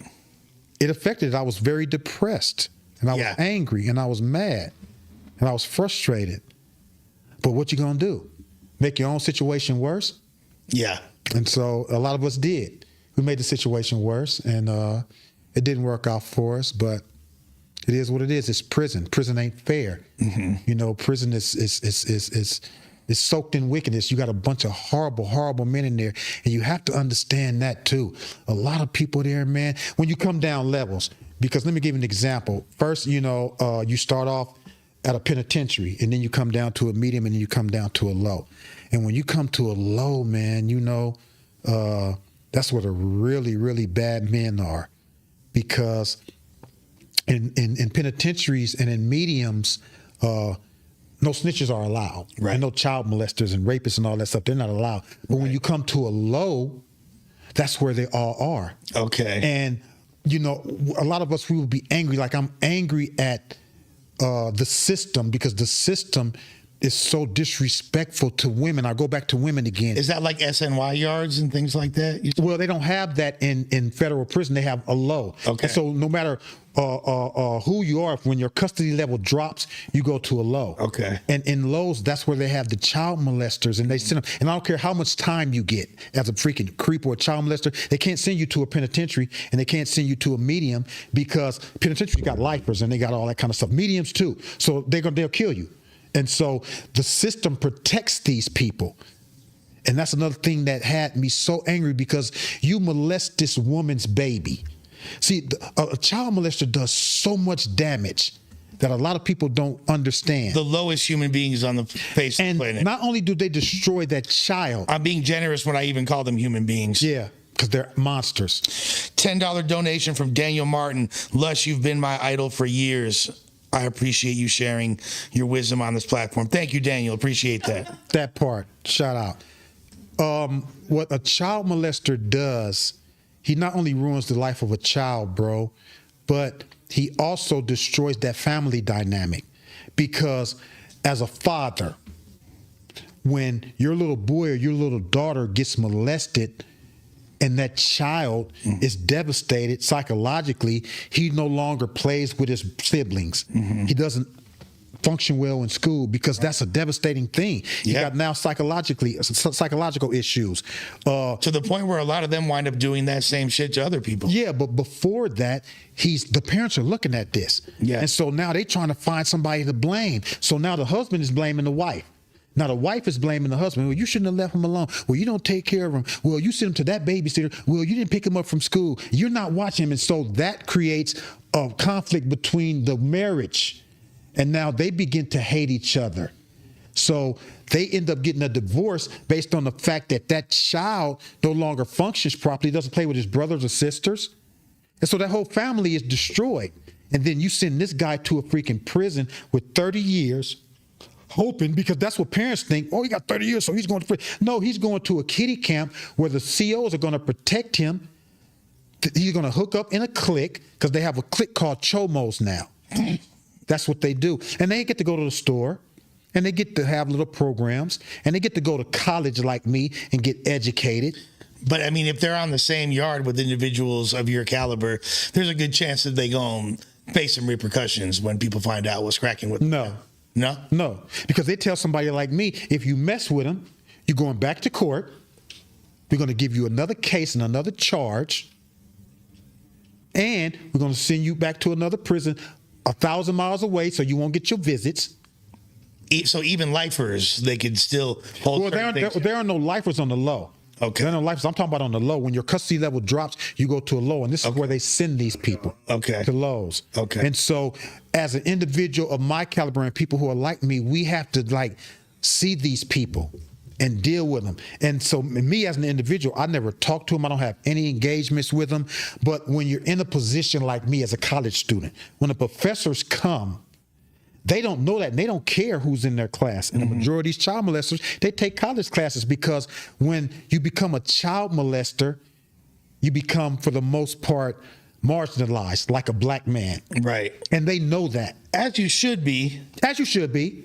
And so they realize that, oh, now I'm marginalized. Now I'm going to need to do something extra. So I'm going to go to college and grab a couple of college degrees.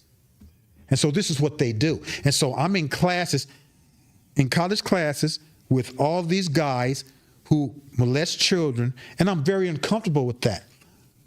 But when Professor Whoop-Doo, I ain't gonna say no professor's name, but when they come to class and they teach us and they have an assignment for us and they pair us up with one of these guys, I can't say, no, I don't want to do that assignment, because that affects my GPA. Right. So I can't do that. I have to work with this guy in class and deal with him. But outside of class, I never studied. never had study groups with these guys or had any kind of engagement with them. And I was very, very uncomfortable. I mean, these are people that I wouldn't want to have a conversation with. That I'd probably chop into bite-sized morsels if I had the opportunity. Right. But in prison, at a low, you can't do that if you want to come home and kiss your daughter. Right. You know, so in that situation. And you don't want these motherfuckers to ruin any other kids' lives. Like, exactly. So now what we did do, they are sanctioned on prison yards. Like, they're not allowed to go to the weight pile. They're not allowed to play basketball or perform certain activities with regard to exercise, this, that, and other, because we can't have you getting buff and strong so you can go out and do that again. Right. You know, so it's nothing scarier than a buff chomo. That part. And I don't call them chomos. I call them child molesters, because chomos is something that they like to be called. Oh, that sounds like a clique. Out here, people don't know what that is. When I first got to prison, I didn't know what a chomo was. It doesn't sound good to me, but I don't now, because we know what it is. But when I first got to prison, they said, oh, when I first got to the low, it's like, oh, that's the chomos over there. What's a chomo? What's that? Oh, that's the clique. What's a chomo? A child molester. That's how chomo sound, like a clique or something. I didn't know what it was. That's a child molester. And so I would offend them all the time, because I call them predators and child molesters. I don't call you a chomo. You're a child molester. And do they all, is it just multi-races? They all kind of group up together? Or the mass majority of them, I think I've seen maybe one black guy. It's white dudes. Yeah, the majority of them are white. And they are protected by staff. And they are, now what we do as inmates, you know, especially as CRIPs, because you know we still have protocols that we have to adhere to as CRIPs. I don't care what yard you go to. We're not allowed to engage with them. Mm-hmm. You know, and so there's certain sections of the dorm where they go and where they have to be bedded. Mm-hmm. There's certain times when they can go to the store and they don't get equal treatment, for lack of a better term. $10 from PJ. Shout out to your guest today, Lush. Well-spoken, good content. That part. Cartoon is the man. Come on. Running up for Cartoon. That part. Run it up for Toon, Daddy. Yeah. Run it up. But Yeah, that I think that part of prison was probably the most challenging for me, and Having to coexist with, with dishonorable men. and that's being generous, even calling them men. 'Cause Yeah. I don't even know if these are human beings. Yeah. Really. They don't qualify in my regard. Yeah. But I think what this time did for me, it allowed me to grow psychologically, and it was rough. I lost everybody. Everybody died. My mother, my father, sisters, brothers, cousins, uncles, and so I had. I was just about to ask if you're the people close to you, your family, noticed the change in you, but they didn't even get to see it. But. Yeah, they didn't. I have some very close friends, and who have been very supportive, and who I love very much, and they helped me get through it. Leah Daniels Butler, she is my sister, and she's been very supportive. Young Blizzle, also known as One Way, also known as Don't Give a Care, the CRIP Without a Hood. He's been another one that's been supportive. Nicole Butler and her mom Asola, oh my God, they wrote me letters, bruh. They sent me birthday cards. They helped me get through it. And there are many other people that have been supportive, and I thank them wholeheartedly for looking out for me, because I don't know, bro. I don't know. Prison is a bad thing, and I had to do some things. I had to be physical. I had to engage, and those people helped me see the light and helped me realize that there was a way and a reason to come home. So I'm blessed. I want to right now also give a shout out to my boys Vince and Joe over at Concreates. For helping QB this little situation over here. No doubt. So no doubt. Shout out Hood. That part. Shouts to the neighborhood. Yes, sir. Yes, sir. But yes, real solid dudes, and I think that you being affiliated with those guys, I think there's opportunity for you to take your brand in a astronomical direction. I am hopeful. I'm hopeful. Because we got some things in the works too. So that part. Well, I'm laying to be a part of it, bro. Yeah, no, we all locked in now. Yes, sir. With that being said, so there's a whole other side of cartoon where you got the moniker singing ass cartoon. And yeah, I've done my share of singing, and it's funny that you bring that up, because I remember being in the lab with Snoop one day, and I was going to ask you about Snoop. Yeah, he told me that I was gifted and that I was blessed. And I remember being in the studio with him and him and Dre and Nate Dogg, and I was singing one day, and they was hearing me singing. They was just like, "Oh, your voice is phenomenal." And then Nate Dogg started singing, and I remember Dre literally telling Nate Dogg, and Nate Dogg was my guy. Rest in peace to the hood, man. They'd say, "Man, shut up, Nate." Damn. This is Dre telling me, "Shut up, man. Let that man sing." And so, I've been blessed to be a part of good people around me. Battle Cat is the first person, homie, that took me in the studio. Shouts to Battle Cat. What that's my dope ass producer. Yeah, actually, we did the first time I started recording with an artist named Smooth. We did an album together. He was signed to Capitol, but his deal, the first person that ever got a record deal when we was on Bryanhurst. He lived on Bryanhurst, and he got a record deal, man, a long time ago. It wasn't that big, but for $175,000. Dude, we bought lowriders, weed, and guns. We was kids. Okay. We on Bryanhurst. We on the block, homie. This is like 96, 95. And so Battle Cat produced a lot of that record. Yeah, he's one of the greats. He deserves a lot more credit. Yeah, man. $10 from Chelsea Rodriguez, Lush, one love, homie. Stop being sensitive, you talented. Keep producing good content, Perro. Come on. Thank you, Chelsea. Appreciate that. Yeah, he took me in the room. Battle Cat taking me in the room with a lot of people, man, and I reaped a lot of benefits and a lot of opportunities, man. Also from Numb and Yuck, shout out to the Loonies. Shout out to my God. Them my guys. Dude, I met so many people messing with them, and CJ Mack, and all the guys who, when I first even realize that I had a voice. They knew it before me. Okay. You know, them guys all told me, they was like, dude, you are going to make it. All you have to do is put the pistol down. Right. So you in the lab, I mean, you're working with CJ Mack, you're working with Battle Cat, you're working with the Loonies. You in the studio with Dre, Snoop, and Nate. Approximately what year would you say that was? This is in the mid-90s. So during like the death row era. Yes, sir. Yes, during the sir. death row era. Yep. And the thing about that is that, you know, I always love and respect Snoop, because Snoop come from where I come from. Snoop come from the streets. Yeah. You know, he was really with his cripping and all that. But at that time, when he was blowing up, he found his lane in the industry. So he took that opportunity and ran with it, as he should. And I love that. But at that time, I wasn't really caring about that. I was out here cripping.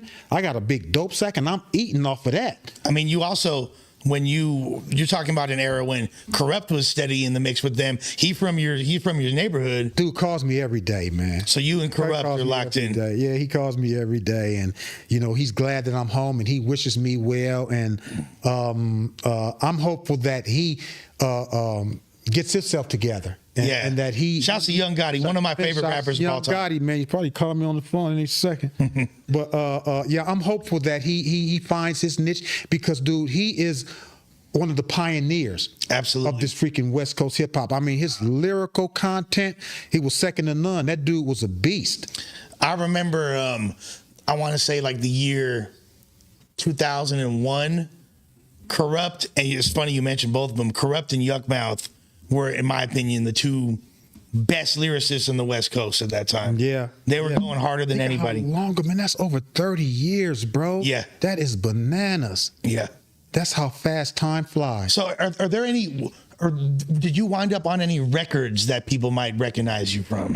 Yeah, I end up on a couple of records. I don't want to be a braggadocious or nothing like that, but I've been blessed in that regard to work with some people and to make some records and to put my voice on some things that have been very, very successful. Sounds like my guy needs some residual income, so I hope y'all get that sorted out. Well, seeing as though I didn't write, and seeing as though I didn't get any publishing, I'm happy just to be a part of some of the things that I was a part of, bro. I'm overjoyed. And now I'm going to try to use that and use that notoriety to do some good things. I'm in the process of writing motion pictures now and writing manuscripts. And so I'm hopeful that I can share some of my experiences on the big screen and inspire and motivate people in that regard too. Absolutely. Now, Chelsea Rodriguez just shot another 10-piece and said, asking you, does Cuh have any CPO Boss Hogg stories or the Lady of Rage? Heard they was wild. Lady of Rage. She, in my opinion, at her best, could have been, if she had more of a catalog to substantiate it, the best female rapper in history. Yeah, definitely a top 10. She was, the Lady of Rage. She was a talented artist. I think she's still talented. She's a good actress. And she's a good. She got all the bootleg snacks. She got all the bootleg snacks. I don't believe that she was giving her just due. I agree. And in that time, being an artist and being a creator, just to get yourself noticed and just to have an opportunity to be in the position to be a singer or a rapper, man, that was a blessing in itself. When after you learn the business, you realize how cutthroat and how corrupt it is, and it becomes I won't say a deterrent, but it helps. It makes you not want to even kind of be a part of this. Yeah. It makes it more of a challenge. Yeah. Because it's like, dude, all I want to do is display my art. All I want to do is sing, or all I want to do is write, and all I want to do is make people feel good. And it's difficult to do that when you got people in power who only see you as a piece of dollar sign, and they don't really want to help you. So, yeah, it's a cold game. It's, almost as grimy as the streets at a certain point. It is grimier. Because at least in the streets, you could deal with it on the street level. Right. You can't deal with this on the street level. You deal with this on the street level, you're gonna end up in prison. Sometimes in the street, you deal with yourself and you may get away. Right. Not in this. And so you have to kind of suck it up. And it's a challenge, man. But I'm overjoyed to be a part of musical history and street history, and to be, a stand-up type of dude, to be honorable and admirable. Like I said, I was blessed, man, to go to prison and acquire the mindset that I have now. Dude, I was a savage. Right. And I'm going home. I made it out. I left a lot of men there who ain't never getting out. Right. Running the same streets and doing the same thing I was doing. Right. By the grace of God, here you are. Now, I got to ask. I'm pretty sure the people want to know, do them pipes still work? Can we get a demo? Oh man, the pipes still work, man. They work pretty good. I'll give you a little something. Yeah. Let me see. Every man has a space. In his heart there's a place. And no man can erase his fantasy. Let's go. It's been a little rough, but I can Let's still go. Run it up. I can still get it. Let me see some fire emojis and some CRIP emojis. I've been blessed in that regard, and hopefully I could use, my voice to motivate and inspire people. I really want to do that. You got some octaves. I got some octaves. Yeah. That part. I can do. So I've been blessed in that regard. So I'm hopeful to be able to use my voice. Hit me up, dog. I'm laying to do something, man. I'm laying to get on something. We gonna need some damn hooks. That part. That's that Earth, Wind, and Fire. That's that Earth, Wind, and Fire. Now, I gotta ask this. You've seen a lot of changes in the rap game. We know the reputable individuals you were around, and there's the streets and the rap game are very entrenched with one another. Mm-hmm. There's been a whole epidemic of rappers snitching recently. This isn't the days of, Trey D doing 20 plus years and standing solid and not snitching. Like, these are, guys like C Murder not snitching, like Boosie Badass not snitching. Mm-hmm. We don't hear as many stories about individuals like that anymore. We're hearing about the dudes like Gunna, the dudes like 6ix9ine. Now, you being, I don't know if this is the right word, victim of snitching, you know what I mean? Like, how does all that make you feel? And what are your thoughts on these rappers getting a pass, being out there openly holding a snitch jacket? Hey, bruh, snitching is something that I personally do not condone. Mm-hmm. But you have to understand that a lot of these guys who profess to be from the streets ain't really from the streets. Mm. They're civilians. So they didn't come up with ethics and morals. They weren't taught that. And all this stuff that you see in these videos and all these games, that's entertainment. Mm-hmm. I learned that from Snoop. Snoop told me that a long time ago. Mm-hmm. He said, dude, you have to know how to separate street stuff from entertainment. Right. And those that, like me, who came from the bricks, dude, it's hard for us to separate that because that stuff that you popping is the stuff that we was really living. And so a lot of people believe when you see these guys on there popping that pop, they ain't really about that life, dude. What we have to do as consumers, and for your viewers and your listeners, they have to understand that. That's entertainment for those guys. So if you expect those guys to be stand up and to be not telling, yeah, they're going to get on these videos and pop their guns, and you might see them on the street, and they might have a gun in the video and all that kind of stuff. But when it comes to really getting down out here, they're not really about that, because when it come time to get down, they're going to run to them people, and the people coming to get you. And that's not a part of gang culture. Now, hip-hop culture now has changed, and that may be a part of hip-hop culture, but that's not a part of gang culture, the telling and the being dishonorable. That ain't how we were raised. And it shouldn't be a part of hip-hop culture. Well, it shouldn't be, and it didn't used to be. Right. But guess what? People change. Guess what? Things change. Yep. So you have to be mindful of that and understand that. And me coming back into the world now, after 7 years, I have to be a fair observer. And so this is what I do. I watch and I see things that's going on around me, and I say, okay, you know what? That's not the way I did it, but that's the way things are now. And so I'm falling back from that. I'm not messing with that over there. This guy want to talk tough, but I know he really ain't about that life. So I can't affiliate with him on that level. I'm not going to be talking about no gang stuff to nobody who ain't no gang member. I ain't gonna be talking about illicit stuff with somebody who snitches. Yeah, you say it snitches all in this industry and all that kind of stuff. These may be people that you have to work with. Right. But we ain't gonna talk about nothing illicit. Right. We ain't gonna talk about nothing scandalous or nothing illegal. We gonna do work and eat. Right. And I'm sorry, but that's the way that it is. Because in this real world, these people don't frown upon snitching. You and I may frown upon it. Right.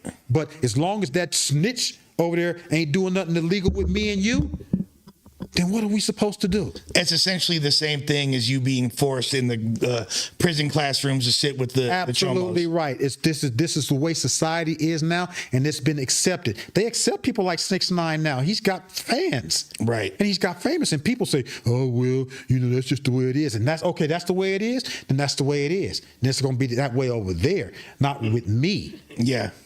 And so it's the times, brother. It's the time. Well, and you yourself have a quote where you say disloyalty and hypocrisy is an environmental catastrophe. It is an environmental. It's a mental illness. It is a mental illness, a psychological impediment, and it plagues our community now. It plagues our community. And when you have good men, that get slaughtered and assassinated just for being honorable and being who they are, and then you got dishonorable men out here being praised and being celebrated.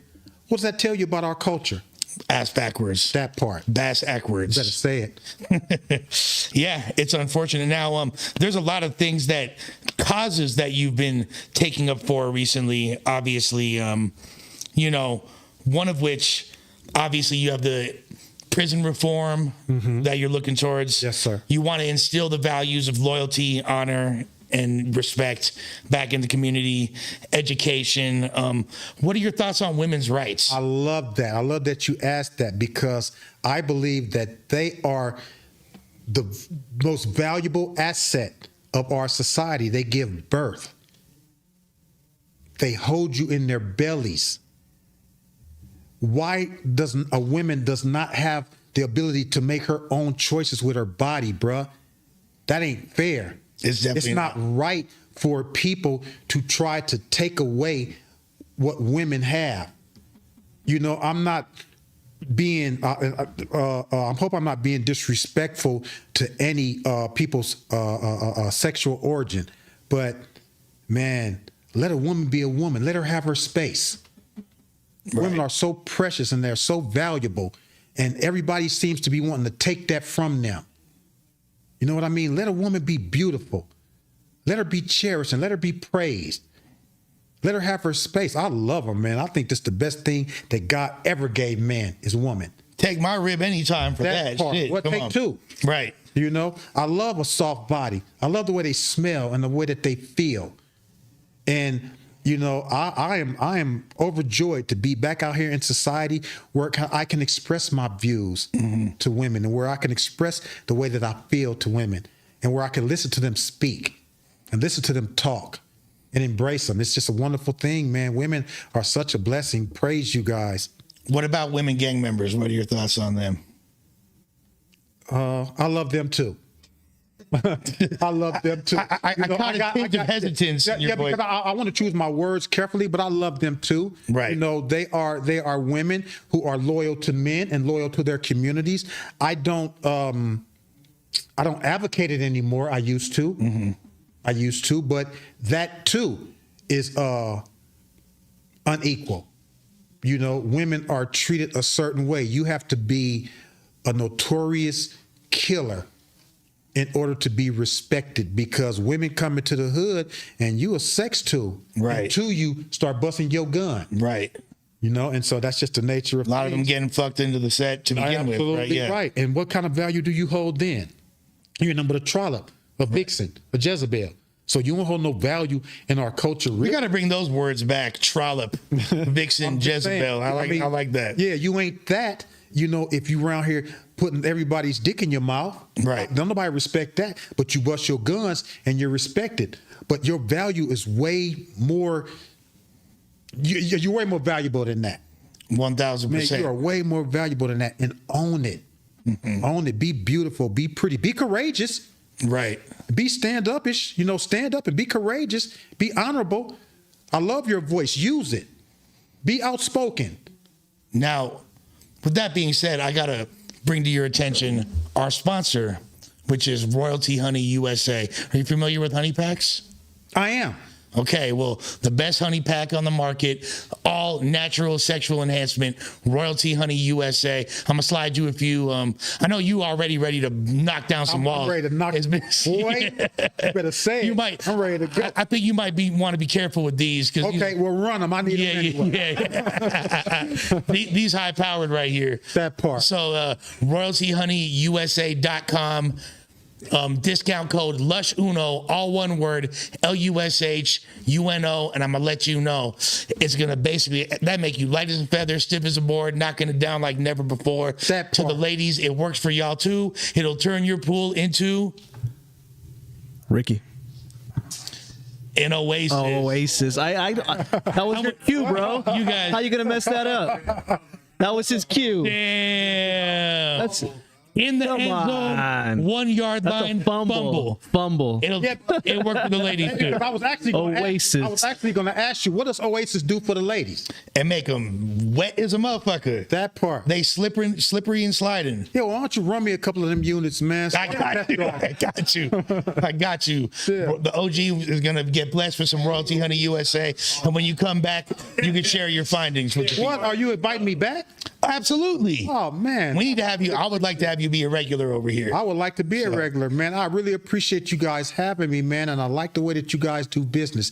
I like the respect level, man. I like how you guys are affiliated with each other, and you guys, you're uncut. You speak the truth, and I like the way that you give me a voice. No, and you deserve, that's what I was saying. You deserve to have that opportunity, all these years. And especially nowadays when a lot of the OGs are out there telling their stories and have this platform, and you're one of the few reputables. Yes, sir. And although your story has been told in films and things like that, there's this whole generation that I would think their tennis shoes need to be laced up. So Well, hopefully they're receptive, because I think that's important too. I believe that you can't cast pearls among swine. absolutely. And so those who don't want it won't receive it. But those who want it will. And we're obligated to give it to them, bro. Those of us with the degrees and with the intellect and with the influence and with the platform, we're obligated. 1000%. And there are some people in the game that be dropping their gems and sharing wisdom. Like, what are your thoughts on Kevin Gates? Love the man. That dude is a beast. And I walked around the track with that dude for years. So you was locked up with Kevin Gates? No, I walked around with his music in my ear. Okay. Yeah. Okay. I walked around his music in my ears. I think music helped me so much, bruh. It really did, because it takes you away. When I do a lot of exercise, and in my doing miles around the track, Mary J. Blige and Kevin Gates and Snoop and Tip and a lot of people that I listen to, they really helped me. Lil Baby and a lot of the artists now, they help me, man. They help me escape that reality sometimes, man. Even a lot of female rappers, man. Lotto and She hard. Yeah, she's a beast, and a lot of them. I got some impure thoughts about Lotto. I can't lie. Okay, You feel me? okay. Maybe you shouldn't share them on the track. Yeah, Unless she's watching, you feel me? But like her and Nicki Minaj and all them girls, man, who out there who spitting the truth and really are using their platform to display their art, homie, man. Kudos, shout outs. Absolutely. I love the women, man, and I respect them, and I love what they're doing for the culture. It's a blessing, because from what I'm seeing now, them women are just as strong as the They men, got the torch right now. or stronger. And there's a lot of them that don't even artists like, I don't know if you heard Rhapsody before. Love her. Yeah, MCs like that, Che Noir. There's ladies that are Lady London. They're Yeah. really out there spitting. Yeah, they talking that talk. Yeah. And you better be listening to it. I mean, if you're receptive, you'll catch the jewels. If not, then you'll just be doing what you do. Scarlett going crazy. I don't know if you've seen her from New York. There's a lot of dope females. I got my I got Spotify now, so I'm hearing run it up. a lot of freaking new music Run that it I up. haven't heard before. Yeah. And I'm inspired, bruh. I'm inspired. I'm really inspired, man. And I wanna get on the mic and Let's go. do some more stuff. Were you familiar with the R.I.P. Draco the Ruler? Did you get to hear his music? No. He was a rapper from LA who made a huge impact. Really? Wound up getting murdered a few years back, but he was next up. And then there's another dude from Watts from Grape Street named 03 Greedo who just got out recently. He going crazy. Okay. LA's in a good place. You got Blue Bucks Clan. There's a lot of he and BZ. You got ASM Bobster. There's a lot of dope artists in LA going up right now. That's super dope, man. Well, Yeah. I'm trying to get on some records. So anybody who needs the hooks on their records, man, holler at your boy. Run it up. Run it up. Man, because I'm trying to get on the music team. I'm trying to make some good music for the people. I want them to hear my vocal ability, and I want to share some of my thoughts with them in music. So I think that I can do that. Whatever we can do to help you provide that platform for you, we're here for it. So we actually gonna have a booth set up here very soon. So Thank you. That's gonna be one of the benchmarks of Lush World is we gonna have a booth. So as soon as the interview's done, go crazy and let them know what you got. That part. Oh, I got a lot. Yeah. I won't tell a soul. No one has to know. If you want to be totally discreet. Man, I got stuff. Man, Don't get it twisted, man. hey, I got stuff, bro. that's a message for y'all. For y'all. Come on. Thank you. Come on. Thank you. Gracias. Thank you. That's a message for y'all snitches too. That Don't part. tell a soul. Don't tell a soul. Don't know? tell a soul. Now, a dude that's been very vocal in the RSC community is a Cowboy. Have y'all crossed paths? Or? No, I haven't kicked it with Cowboy. Like I said, I've been in jail for 7 years, and when I went to jail, I was on 10th Avenue every day, and I was on Bryanhurst every day, and we never crossed paths. After I went to jail, he started hanging out more with certain homies that I was engaged with, but we never crossed paths. But I was a knucklehead homie. I was in them trenches. Right. And I was going on offensives. And I was going out on campaigns, and me and my boy, shout out to June Boy, that's my big homie.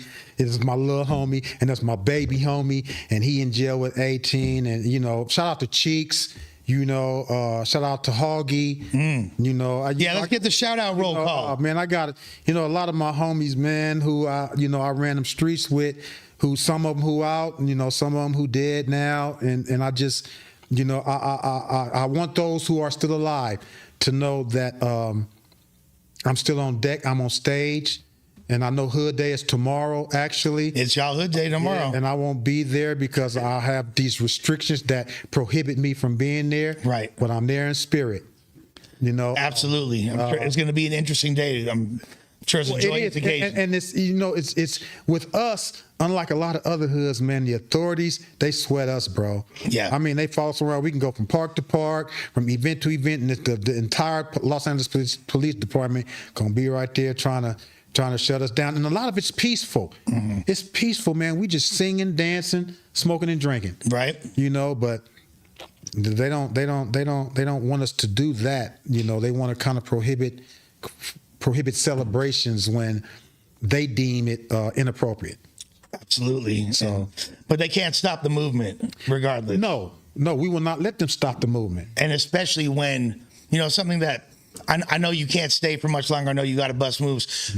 Something I always like to touch on is the whole foundation of gangs and how they started was a positive thing. It's about protecting the neighborhood, protecting the people, and all that. And the origins of cripping, community revolutionaries in progress, and things like that. A lot of the ideology that you've been speaking on today is kind of a testament to all of that. So maybe with individuals such as yourself, we can see a 360 and bring gangbanging back to its proper roots. I am hopeful. I'm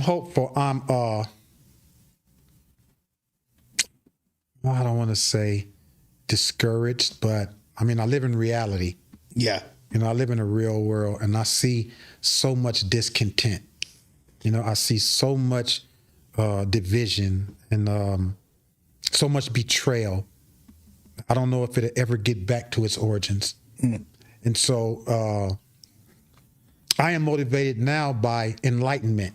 And I'm hopeful that a lot of my homies, now, man, they got jobs. And I think that's a good thing. Right. Don't get it twisted, man. I be talking to my homies all the time, and the mass majority of them say, cuz, we going to work, homie. We got jobs out here, and we doing this, and we going to work, and we doing this, and I got to do this when I get off work, and I got my kids and all this other. And I'm talking about, cuz, man, you used to go dumping. Right. Now you talking about your kids and work? I love that, though. And I love that, and that's big to me. So it lets me see that I have not the only one who has evolved psychologically. You know, it's a lot of my other homies have matured, and that is very refreshing for me, bro. Because, man, like I say, man, I don't ever want to go shoot another person again. I don't want nobody to ever shoot me again. But I am from where I'm from, and I was a savage and a bad man. So it comes with the territory. A lot of retired military vets, you know, have issues that they suffer with, and I'm one of them. I got The PTSD and hypertension and all these things, but I'm working on me. And by the grace of God, you will transcend that. Without a doubt, I'm a firm believer in the Lord, and I know that He blesses those of His choosing. So I'm hopeful that He chooses me. Singing ass cartoon, OG. Any final words for the people, for the constituents of Lush Worlds? Please continue to do what you guys are doing. I mean, you are opening up doors, and you are enlightening people, and I think that it's so important that it's crucial. Please continue to do the work that you are doing and continue to help people, man, and be mindful. Thank you all very, very much for your support, and blessings be unto you all. You got people that know what's up too. There's a Forrester 86 just said that's a cartoon from the Dead Homies movies. That part. A lot of people know us Gucci already. Yes, sir. With that being said, all the hustlers, all the grinders, everybody getting to it. Everybody surviving, feeding their families, working 9 to 5s, doing what they got to do to get by. All the fly ladies, all the constituents of Lush World. Thank you. Please like, share, subscribe. Drop some comments in the video after it drops. Let's get this in the algorithm. This was a big one. We really appreciate that. Cartoon, you have an open invitation to come back whenever time permits. Thank you, my man. I appreciate you all, and thank you for what you guys do.